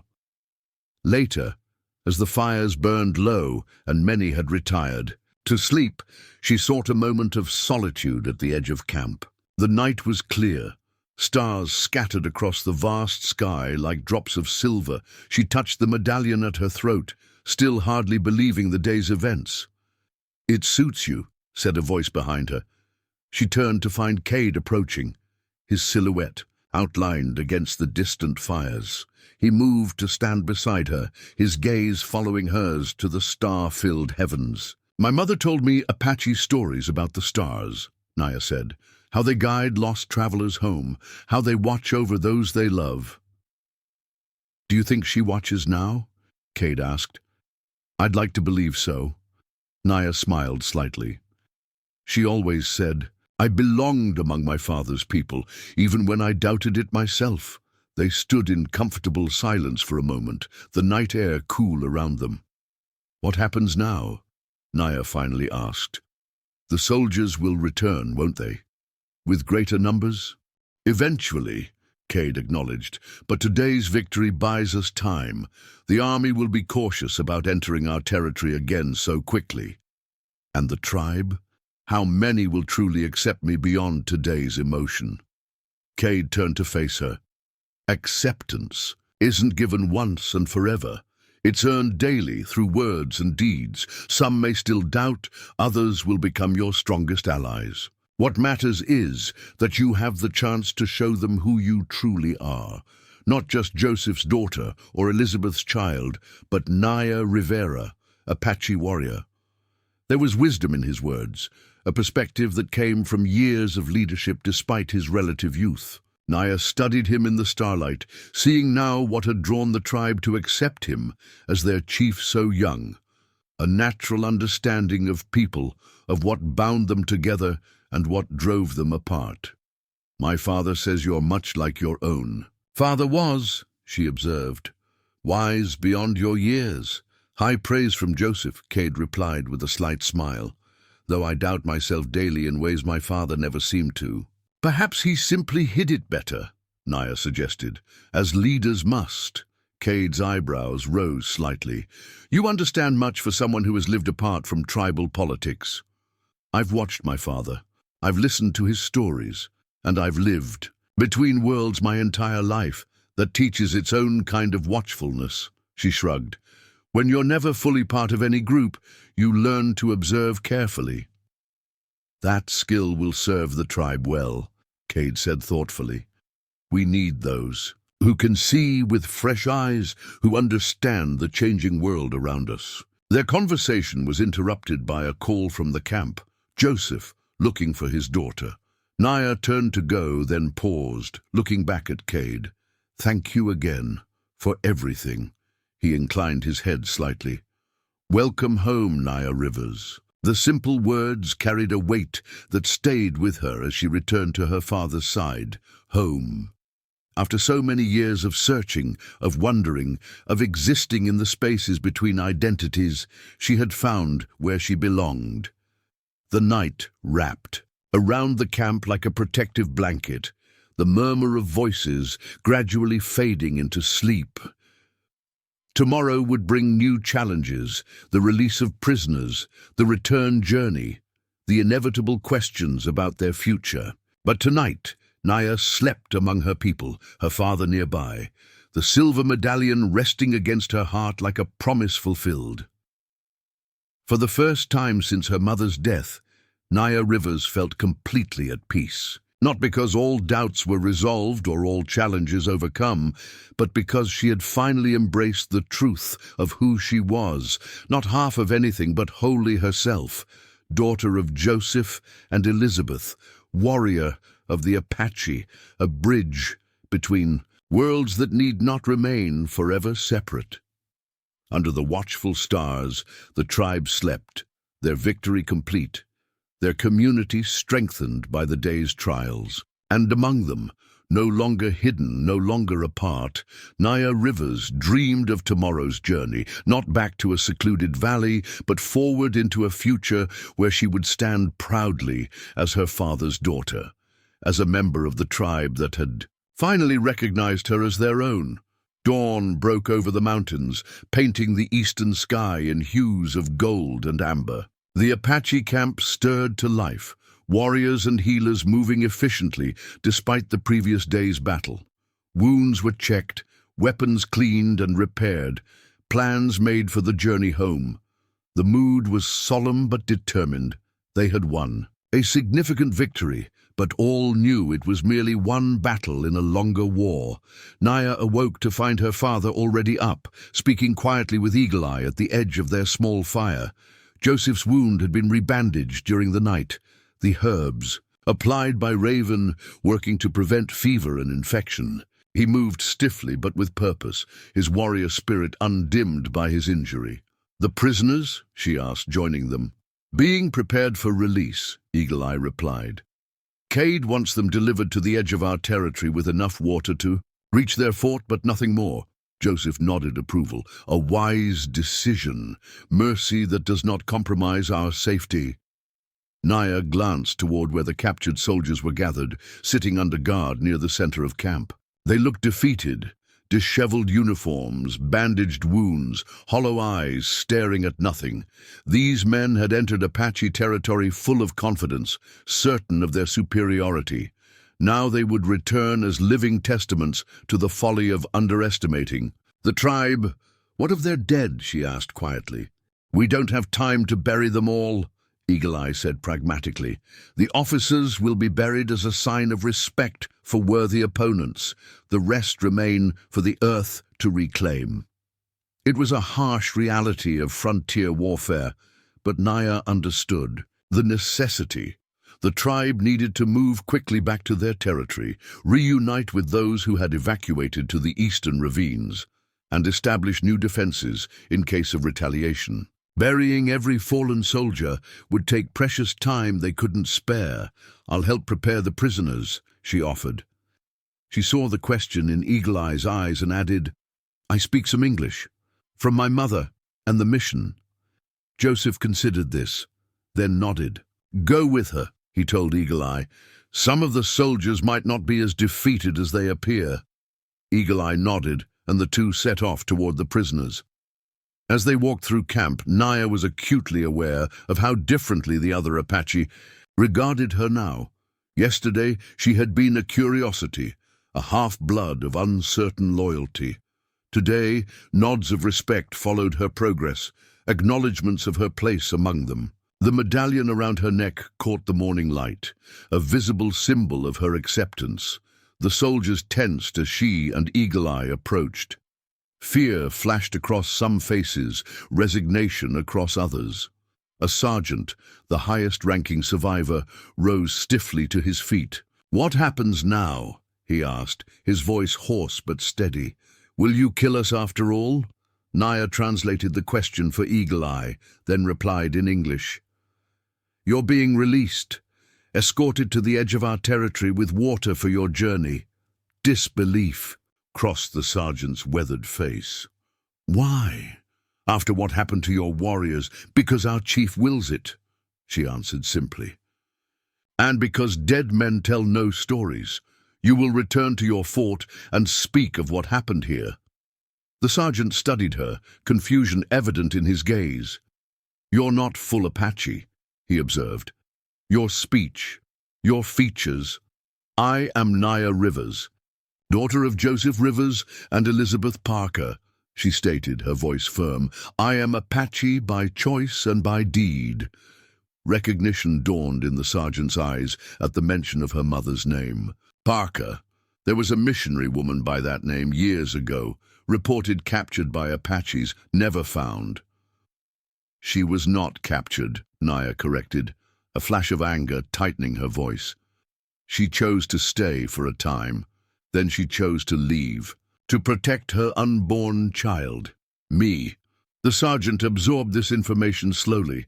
So you exist in both worlds. I exist in one world, this one, Naya replied. The choice was made long ago. She switched back to Apache, instructing the prisoners to stand. With Eagle Eye and several other warriors, they began the process of preparing the soldiers for their release. Binding minor wounds, providing water skins, securing their hands with leather bonds that could be removed once they were beyond Apache territory. As they worked, Cade approached, surveying the prisoners with a critical eye. Any who can't walk? He asked. 2 with leg wounds, Eagle Eye reported. They'll slow the others down. Cade considered this. We'll provide a travois for them. I want these men back at their fort quickly, spreading word of their defeat. He turned to Naya. You speak their language. Tell them what happened here, that they entered our territory uninvited, that they brought this defeat upon themselves, that next time we will not be so merciful. Naya nodded, gathering the soldiers' attention. As she translated Cade's message, adding the formal weight of diplomatic warning to her words, she felt something shift within her. This was more than just language translation. She was serving as a bridge between two opposed forces, communicating across a divide few could cross. The sergeant listened intently, then asked, "Why should we believe promises of mercy from those who ambushed us?" Naya translated the question for Cade, who stepped forward, meeting the sergeant's gaze directly. "Tell him we did not start this war," Cade replied. "We did not build forts on others' lands or send soldiers to drive people from their homes. We defend what is ours as any person would." As Naya translated, she found herself adding a personal note. "I have lived in both worlds," she told the sergeant in English. "There is honor and dishonor on both sides. Today you witness Apache honor. Remember it when you report to your commanders." The sergeant held her gaze for a long moment, then nodded once, a small acknowledgement that carried more weight than words might have. In that exchange, something important had transpired. Not friendship, not true understanding, but perhaps the first seed of respect across the chasm that divided their peoples. With the prisoners prepared, a small group of warriors led by Lucas Redhorse was assigned to escort them to the territorial boundary.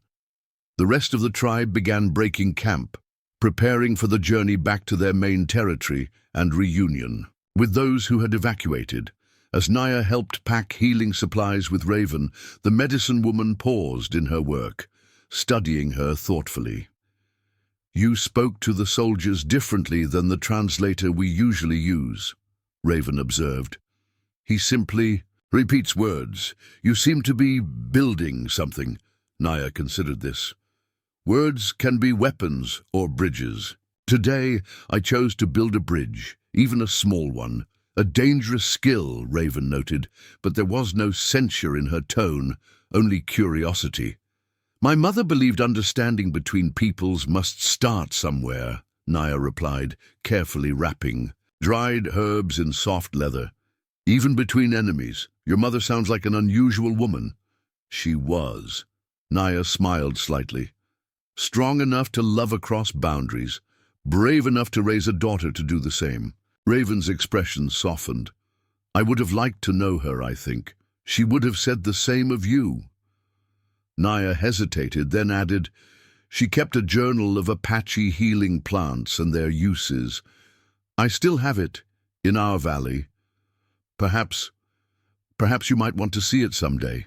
The offer represented more than shared medical knowledge. It was an invitation to know Elizabeth Parker through her writings, to understand the woman who had bridged cultures before her daughter. "I would like that very much," Raven replied, genuine interest warming her voice. By mid-morning, the tribe was ready to move out. The dead had been honored in a brief ceremony, their spirits sent to join the ancestors with traditional songs and prayers. The officers among the fallen soldiers had been buried as promised, their graves marked with simple stone cairns. Cade led the procession, with Joseph and the other senior warriors close behind. Naya found herself riding beside Daniel Blackcloud, whose grandfather had known her mother. The young warrior seemed eager to learn more about her unusual background. "My grandfather says your mother treated everyone who came to the mission," Daniel said as they rode. "Apache, settler, soldier, it didn't matter to her." "That's true," Naya confirmed. "She believed suffering didn't distinguish between peoples. Neither should healing." Daniel nodded thoughtfully. "Good teaching. Is that why you helped end the soldier prisoners?" "Partly," Naya admitted, "but also because how we treat our enemies says more about us than about them." The young warrior considered this, his expression suggesting it was a new perspective. "You think differently than most warriors." "Because I've lived differently," she replied simply. They rode in companionable silence for a time, the terrain gradually shifting from the stark, rocky landscape of Thunder Pass to the more varied ecosystem of the tribe's central territory. Pine forests emerged on the slopes, juniper and sage dotting the lowlands. The scent of the land changed, becoming richer, more alive. By late afternoon, they reached the eastern ravines where the remainder of the tribe had taken shelter during the battle. The reunion was joyous. Children running to greet returning warriors, elders emerging from sheltered caves to welcome them home, women embracing husbands and brothers thought perhaps lost. Marcus Whitehorse organized a tribal council for that evening. Once the camp was properly established, a runner was sent to recall Lucas and his warriors from their escort duty. Preparations began for a more formal victory celebration than the subdued acknowledgement of the previous night. As evening approached, Naya found herself experiencing an unexpected moment of anxiety. In the intensity of battle and its immediate aftermath, her place had been established through action. Now, returning to normal tribal life, would that acceptance hold? Would the women who had not fought beside her, the elders who had not witnessed her courage, accept the council's decision? Regarding her status, Joseph seemed to sense her unease. "What troubles you?" he asked as they prepared for the council meeting. "Yesterday I was a warrior," she replied quietly. "Today I must be simply a member of the tribe. It's different." Joseph's expression softened with understanding. "Being Apache is not only about fighting, Naya. It's about living in harmony with this land, with our traditions, with each other. You've proven yourself in battle, yes, but there will be many ways to prove yourself in peace as well." She nodded, taking comfort in his words. "I've lived apart for so long. Even at the mission, I was never fully part of that world. I don't know if I remember how to simply belong." "You'll learn," Joseph assured her, "as we all do, day by day." The council fire burned bright against the darkening sky as the tribe gathered. Cade sat at the head of the circle, with Marcus and the other elders to his right, the senior warriors to his left.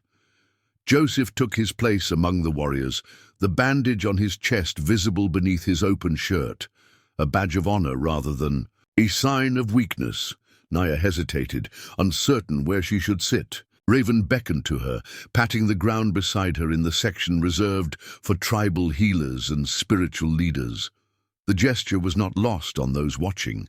The medicine woman was publicly acknowledging Naya's dual role as both warrior and healer. Cade opened the council with a formal recounting of the battle, acknowledging each warrior's contribution, honoring those who had fallen. When he came to Joseph's role, his voice took on added respect. "Joseph Rivers returned to us when we needed him most," Cade declared. "His knowledge of our enemies, his skill in battle, his wisdom in strategy, these things helped secure our victory." Murmurs of agreement rippled through the gathering. Joseph inclined his head in acknowledgement, but said nothing. "And with him," Cade continued, "came one unknown to most of us, Naya Rivers, daughter of Joseph and Elizabeth Parker, raised in the mission world but Apache in her heart." His gaze found her across the fire. "Yesterday, she proved that heart in battle, taking a bullet meant for her father, guiding our warriors through paths few knew existed, fighting with the courage of her ancestors." He gestured to the medallion she wore. "The council has acknowledged her as one of us. Tonight, we formally welcome Naya Rivers to her rightful place among the Apache people." Marcus Whitehorse rose slowly, his ancient frame straight despite his years. "In the old days," he began, his voice carrying surprising strength, "we did not question blood. A child born to the tribe was of the tribe, regardless of father or mother. It was the white man who taught us to divide ourselves by bloodlines." The elder's words created an immediate stillness. This was not mere acceptance of one mixed-blood woman. This was a challenge to thinking that had become commonplace among the tribe in recent years. Our ancestors would look at Naya Rivers and see not half of anything, but a whole warrior, a whole healer, a whole Apache. Marcus's gaze swept the circle. "I am old enough to remember when this was our way. Perhaps it is time to remember more." of our true traditions, not just those that suit our anger. It was a profound statement from the tribe's most respected elder. Naya felt the weight of his words, understanding that they extended beyond her personal situation to touch on deeper questions about the tribe's identity in a changing world. Raven spoke next, her voice calm but carrying authority. Naya brings knowledge of healing from both worlds. Already, she has shared techniques unknown to me that saved warriors' lives after the battle. This is the gift of her unique path, seeing with eyes that know both sides of the mountain. One by one, others spoke, Eagle-Eye telling of her skill with the bow, Daniel relating how she had faced down Carter without fear, others who had witnessed her courage adding their stories. Joseph remained silent, allowing his daughter to be judged on her own merits rather than his reputation. Finally, Cade stood again. The tribe has spoken. Naya Rivers is Apache, by blood, by choice, by deed. He extended his hand toward her. Come forward and speak your heart to your people. Naya rose, conscious of all eyes upon her. The firelight caught the medallion at her throat as she stepped into the circle. For a moment, she was transported back to her childhood at the mission, to the stories her mother had told of the proud Apache people, to the yearning she had always felt to know them, to be among them. I stand before you as my father's daughter, she began, her voice clear and steady, but also as my mother's child. Elizabeth Parker was not Apache by birth, but she respected your ways. She taught me your stories when others would have had me forget them. She gave me my Apache name in secret, whispering it like a prayer when others were not listening. Naya touched the medallion.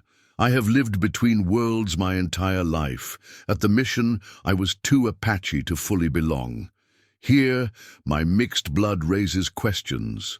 But yesterday, in battle, I discovered a simple truth. When arrows fly and blood is shed, we are all simply people fighting to protect what we love.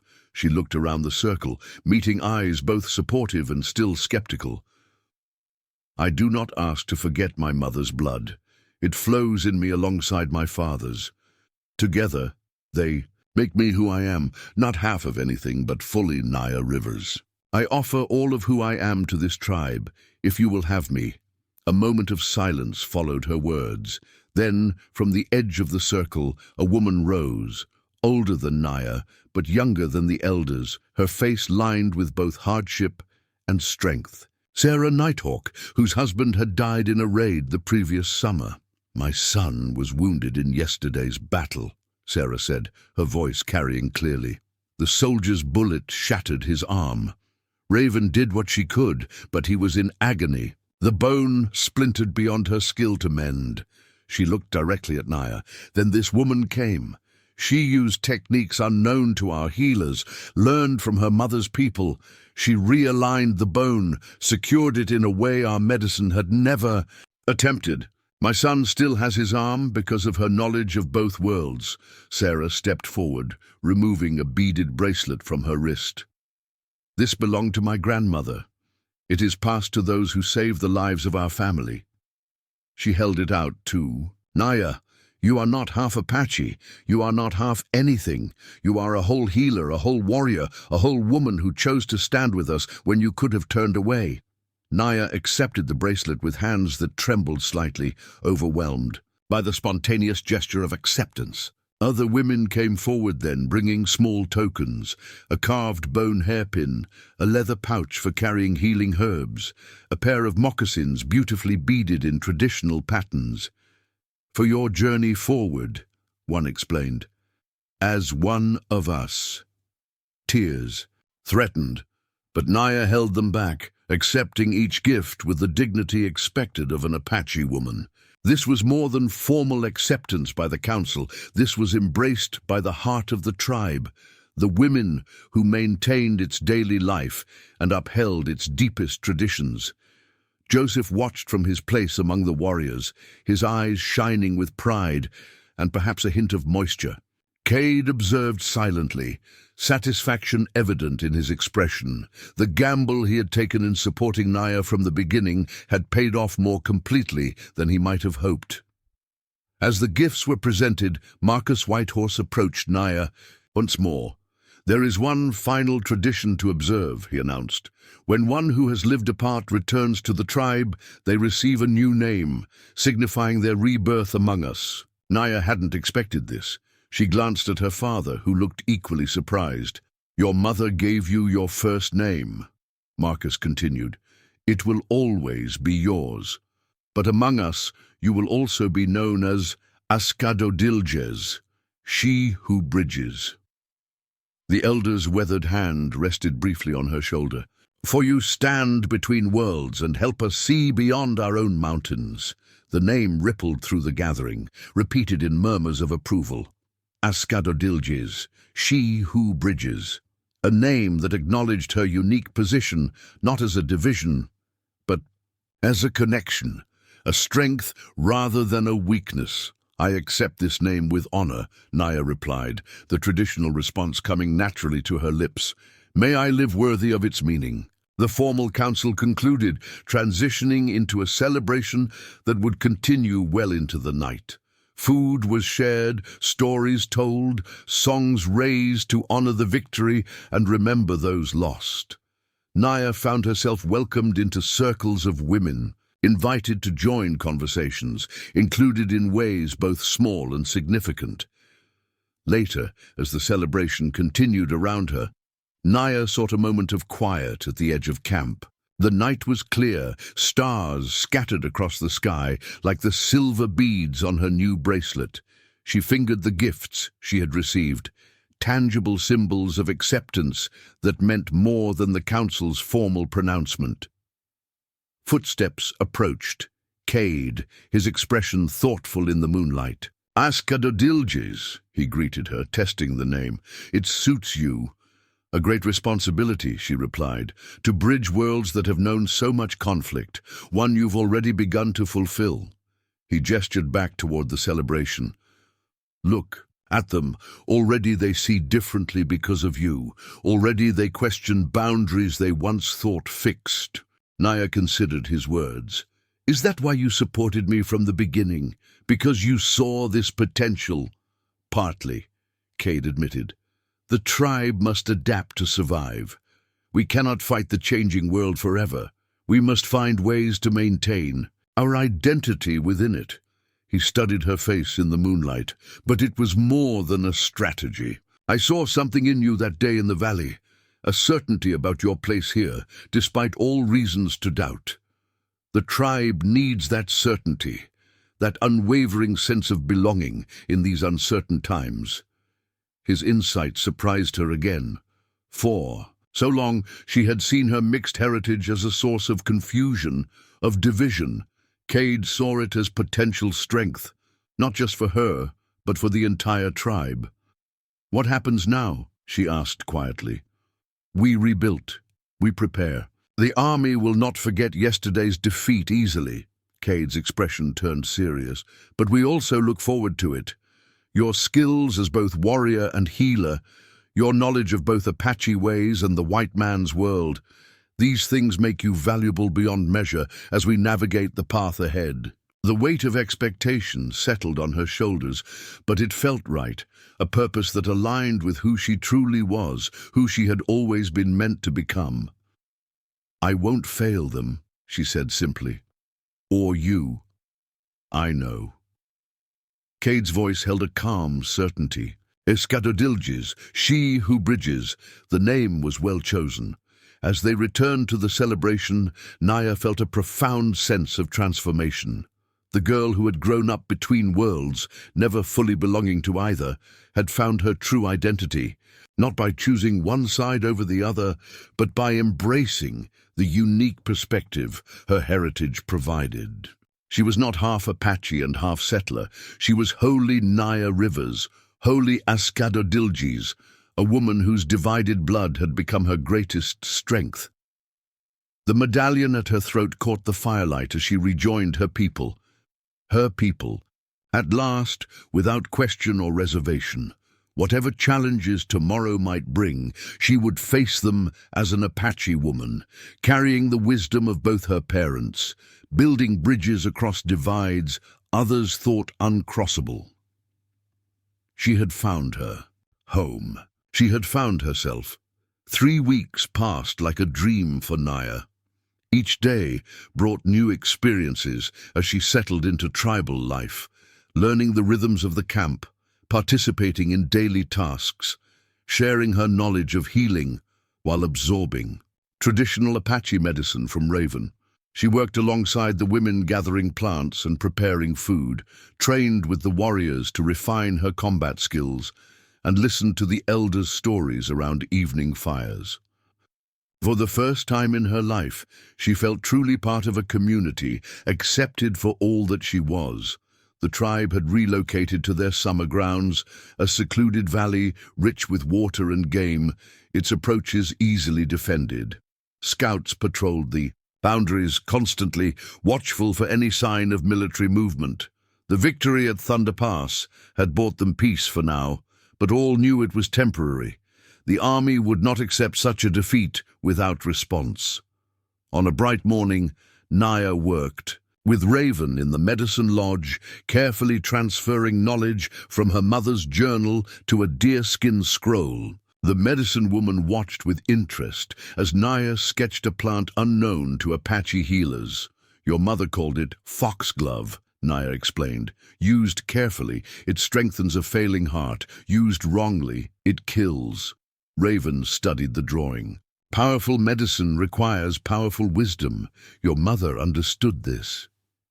She learned from both worlds, Naya replied, adding final details to the illustration.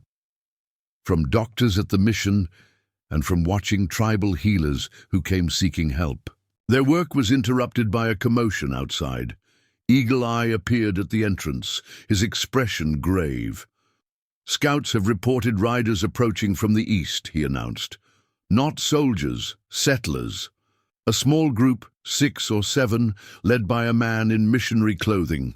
Naya felt her heart skip. Missionaries from her mother's old settlement. Could they somehow have learned of her presence among the Apache? Have they been intercepted? Raven asked, already gathering her medicine pouch in case of trouble. Not. Yet, Cade has called a council to decide how to proceed. Eagle Eye's gaze shifted to Naya. He asks specifically for your presence. Outside, warriors were already preparing for possible conflict, checking weapons and gathering at strategic points throughout the camp. Joseph approached as Naya emerged from the medicine lodge, his face tight with concern. "You've heard?" he asked. She nodded. "Missionaries." "Not just any missionary," Joseph's voice lowered. "The scouts recognized him, William Davis. He was at your mother's mission." The name struck Naya like a physical blow. Reverend Davis had been her mother's closest friend at the mission, a man who had treated Naya with kindness throughout her childhood. After her mother's death, he had tried to convince her to remain, offering to send her east for education, rather than search for her Apache father. What could he want after all this time? She wondered aloud. We'll soon find out. Joseph gestured toward the council fire, where Cade and the elders were already gathering. The tribal council assembled quickly, the usual formalities abbreviated by the urgency of the situation. Cade outlined what the scouts had reported. 7 riders, including Reverend Davis, a young man who appeared to be his son, and several armed settlers who served as escorts. They carried a white flag of truce and had made no threatening moves. They asked specifically to speak with the tribe's leaders, Cade concluded, and they mentioned Naya Rivers by name. All eyes turned to her. 3 weeks ago, such scrutiny might have made her uncomfortable. Now, secure in her place among them, she met their gazes steadily. "I know Reverend Davis," she confirmed.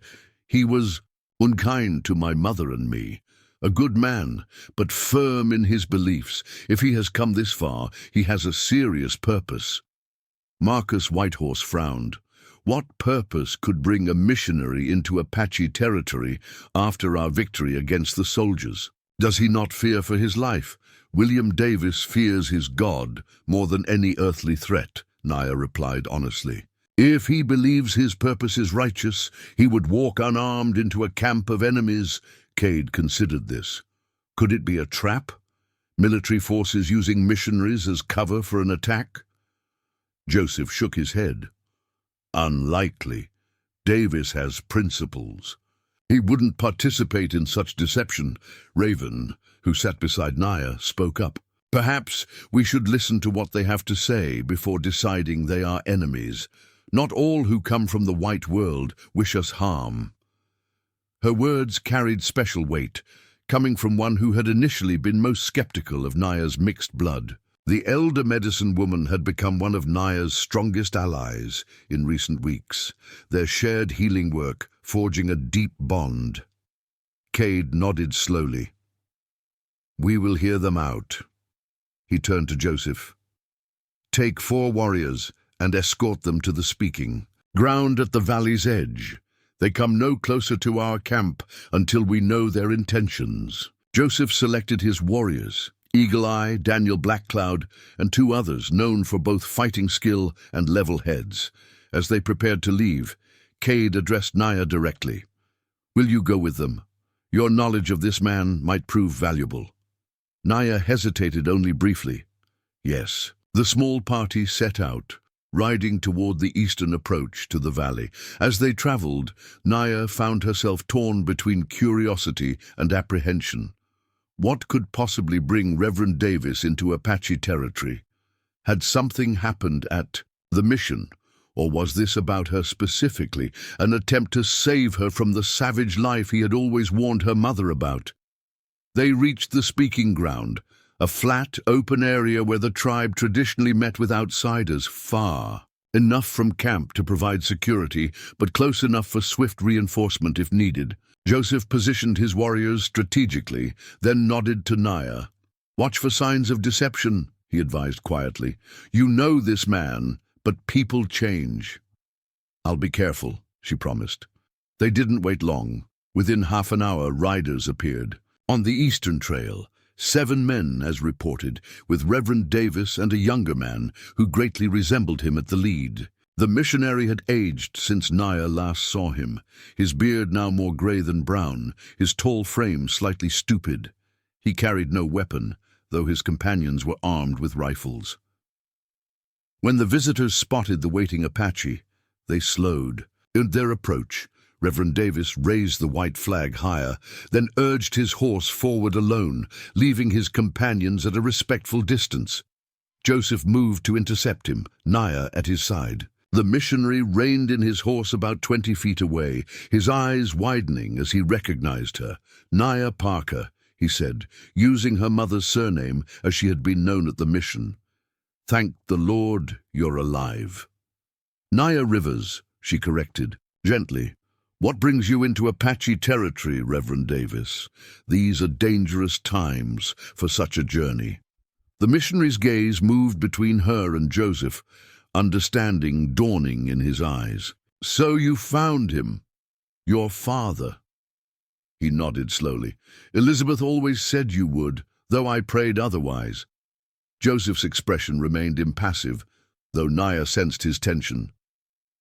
State your purpose here, missionary, he said in carefully accented English. Why do you risk entering our lands? Reverend Davis straightened in his saddle. I come with grave news and a warning. He gestured to the young man waiting with the other settlers. My son, Thomas, returned from the territorial capital 3 days ago. What he learned there concerns both our peoples.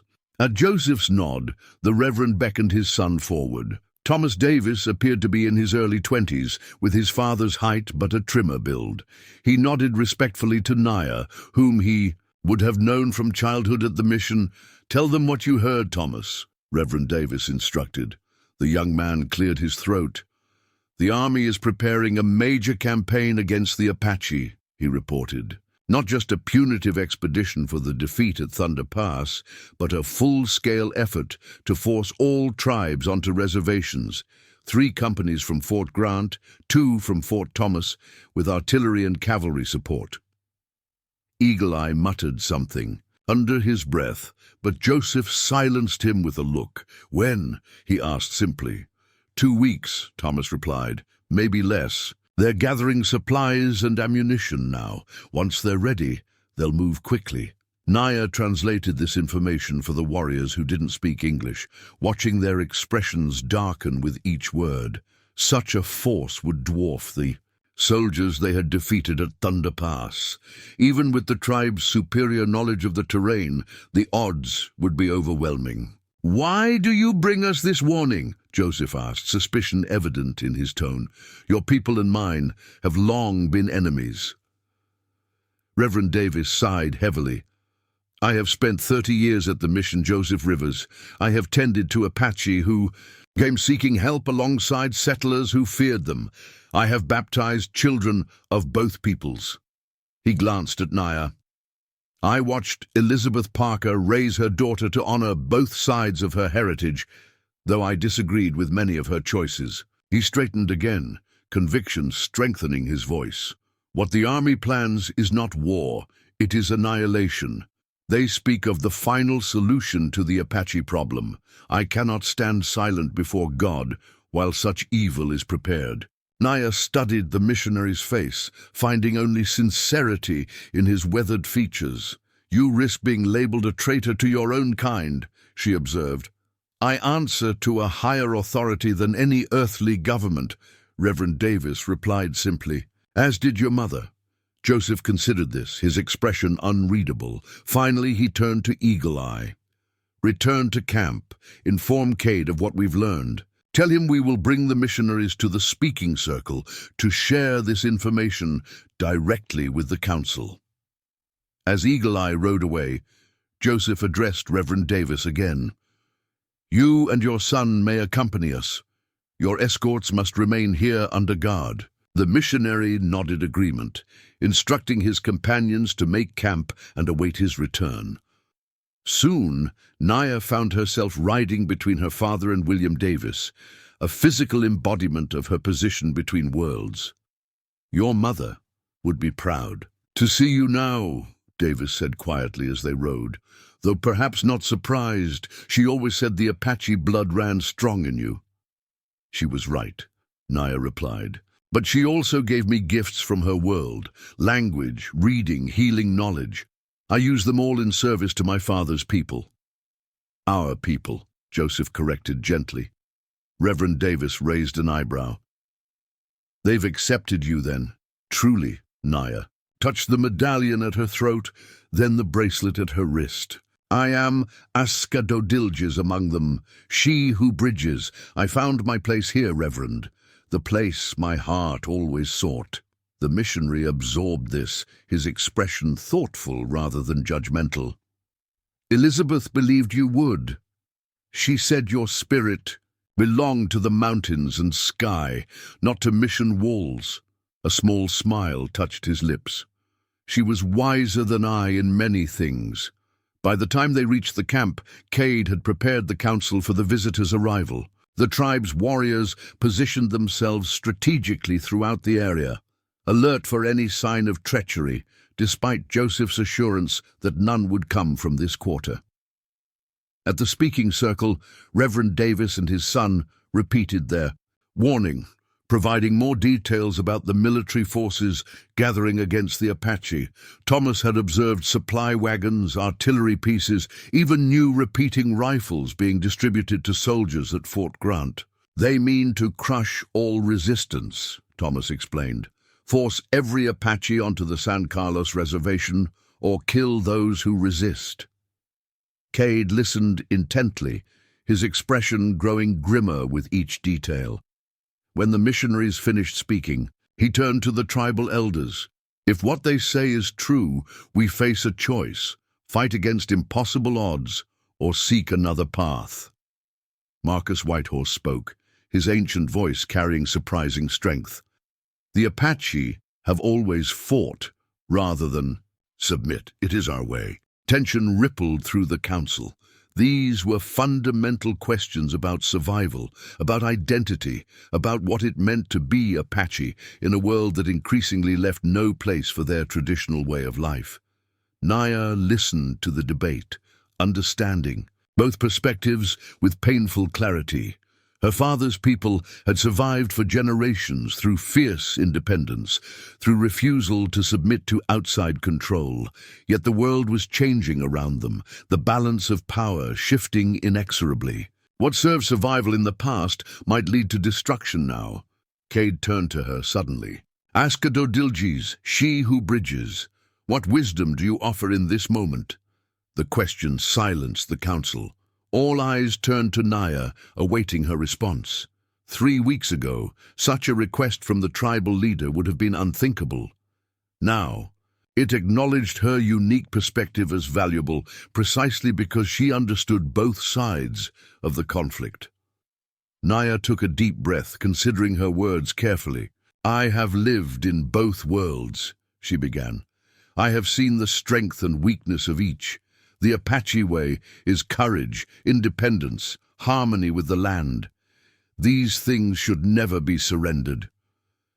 Murmurs of agreement rose from the warriors, but Naya raised her hand, continuing, Yet wisdom is knowing when to bend so that you do not break. My mother taught me that survival sometimes requires adaptation. She turned to Reverend Davis. The reservation at San Carlos, what conditions would we face there? The missionary's expression grew troubled. Harsh, by all accounts. Poor land, limited water, restricted movement. But he hesitated, then pressed on. There are those who would work to improve conditions, those who believe the Apache deserve justice and dignity even in difficult circumstances. Like yourself? Joseph asked, a hint of skepticism in his voice. And others, Davis confirmed. Not all who come from my world seek your destruction. Some seek understanding, even alliance. Cade considered this, his gaze moving thoughtfully between Naya and the missionary. You suggest we should consider the reservation? Surrender our freedom?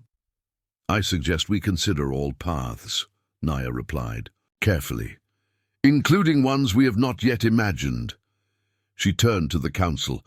What if there was a third choice, neither hopeless battle nor complete submission? Marcus Whitehorse leaned forward. Speak your thoughts, Ascadadilges. The army expects either resistance or surrender, Naya explained, an idea taking shape as she spoke. What if we offered something unexpected, a negotiated agreement with terms of our own? Skeptical murmurs rippled through the council, but Naya continued, conviction strengthening her voice. We have leverage the army doesn't anticipate. We defeated their forces at Thunder Pass. We have knowledge they need about this territory, and, she glanced at Reverend Davis, we may have allies they don't expect. The missionary straightened, understanding dawning in his eyes. You want me to help arrange negotiations, to serve as an intermediary? You came here at great personal risk to warn us, Naya pointed out. Would you do more to prevent bloodshed on both sides? William Davis looked around the council circle, at the proud Apache faces watching him with mixtures of hope and suspicion. His gaze lingered on Naya, the daughter of a woman he had deeply respected, a living bridge between worlds that seemed impossibly divided. I would, he said finally, though I cannot promise success. Joseph, who had been silent during this exchange, finally spoke. What terms could possibly protect our way of life if we must live on the white man's reservation? It was the essential question, one that cut to the heart of Apache identity and survival. Naya turned to her father, understanding his fear better than anyone.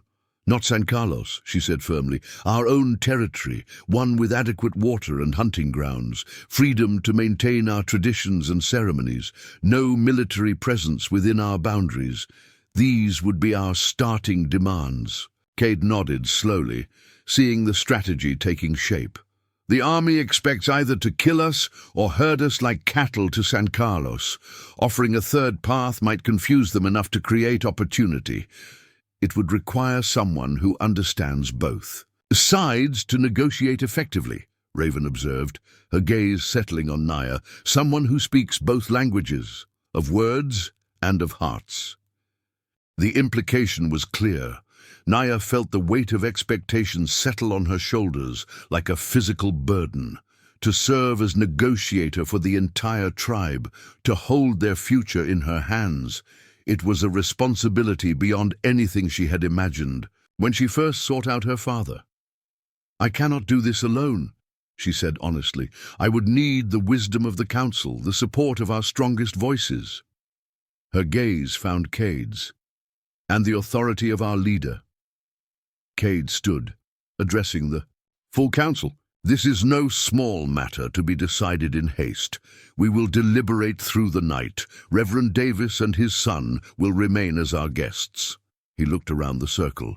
"Each of you must search your hearts for the path that best serves not just our present survival, but the future of the Apache people." As the council dispersed to consider this momentous decision, Naya found herself standing between her father and Reverend Davis, the physical embodiment of her spiritual position. "You've grown into quite a remarkable woman," Davis observed quietly. "Elizabeth saw this potential in you even as a child. My mother prepared me for this moment without knowing it would come," Naya replied, "as did my father." She glanced at Joseph, seeing the conflict in his eyes despite his outward calm. Later, as twilight painted the western sky in hues of gold and crimson, Naya sought out Joseph at the edge of camp. He stood alone, gazing toward the mountains that had been his home and refuge for so many years. "You disagree with the path I've suggested," she said, not a question but a statement. Joseph was silent for a long moment. "I have fought for our freedom my entire life," he finally replied. "My father fought before me and his father before him. To consider any form of compromise feels like betrayal of their memory." "Is it betrayal to ensure our people survive?" Naya asked gently. "To create a future where Apache children can still learn our ways, still know our stories, still walk on land that remains ours, even if the boundaries are drawn differently. And if the white men break their promises, as they have done countless times before," Joseph challenged, "what then?" "Then we will face that moment when it comes," Naya replied steadily. "But at least we will face it together as a people, rather than scattered and destroyed." Joseph studied his daughter's face in the fading light. "You speak with your mother's wisdom and your Apache heart. It is a powerful combination." He sighed deeply. "Perhaps this is why the Creator brought you to us at this moment, to see a path the rest of us cannot." Before Naya could respond, Cade approached, his expression grave but determined. "The council has reached a decision," he announced. "We will attempt the path of negotiation with conditions. If the terms we set are not met, we return to our original choices, fight or surrender, with no illusions about white men's promises." Naya nodded, understanding the weight of responsibility that now fell upon her shoulders. "And who will negotiate on behalf of the tribe?" "You will lead our delegation," Cade replied, his voice firm.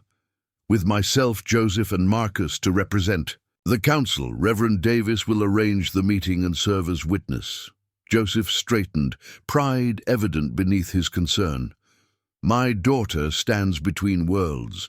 Perhaps it is fitting that she should be the one to build a bridge across the divide." Cade's gaze met Naya's, something unspoken passing between them. "Ascadodilges," he said softly. "The name has become your destiny." As night fell over the camp, preparations began for what might be the tribe's most important diplomatic mission. In generations, warriors were selected to serve as escorts and protectors. Terms were carefully crafted, prioritized, written in both English and Apache with Naya's guidance.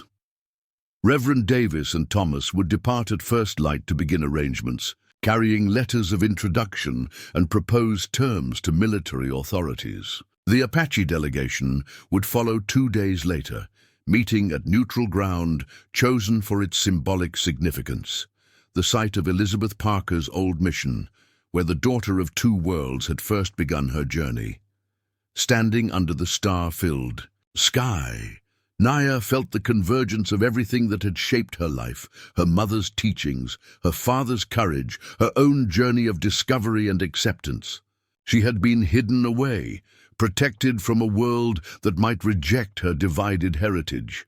Now that very heritage had become her greatest strength, her unique gift to her people in their time of greatest need. "Are you afraid?" Cade asked, joining her at the edge of camp. "Yes," she admitted honestly. "The future of our people may rest on my ability to make the white authorities understand what cannot be compromised, what might be negotiated." "Not just your ability," Cade reminded her. "You don't stand alone." His hand found hers in the darkness, a gesture of support that carried deeper meaning. In these past weeks, something had grown between them. Respect deepening into understanding. Understanding blossoming into connection. "Whatever comes," he said quietly, "you have already changed us, Ascadodilges. You've shown us that strength can be found in unexpected places, that wisdom sometimes comes from embracing what seems foreign rather than rejecting it." Naya tightened her fingers around his, drawing strength from the contact. "My mother used to say that the greatest courage is not in fighting battles, but in building bridges. I never fully understood until now." Together they looked out over the sleeping camp, warriors and healers, elders and children, a people standing at the crossroads of history. Whatever the outcome of the negotiations to come, the Apache would face it united, with a new understanding of what it meant to adapt without surrendering, to bend without breaking. The path ahead would not be easy. There would be resistance from both sides, setbacks and compromises, moments of despair and glimpses of hope. But in Naya Rivers, in Ascadodilges, she who bridges, the tribe had found something unexpected, a future that honored the past while embracing change, a strength born of bringing worlds together rather than keeping them apart. No longer hidden, no longer divided, Naya stood tall under the infinite sky, ready to lead her people toward a future none could fully imagine, but all could help create. The Apache girl, once concealed from the world that might reject her, had become the woman who would help that world transform. "We begin tomorrow," Cade said softly. "Yes," Naya agreed, her voice steady with newfound purpose. "Tomorrow and all. The tomorrows after." Up next, you've got two more standout stories right on your screen. If this one hits the mark, you won't want to pass these up. Just click and check them out. And don't forget to subscribe and turn on the notification bell so you don't miss any upload from us.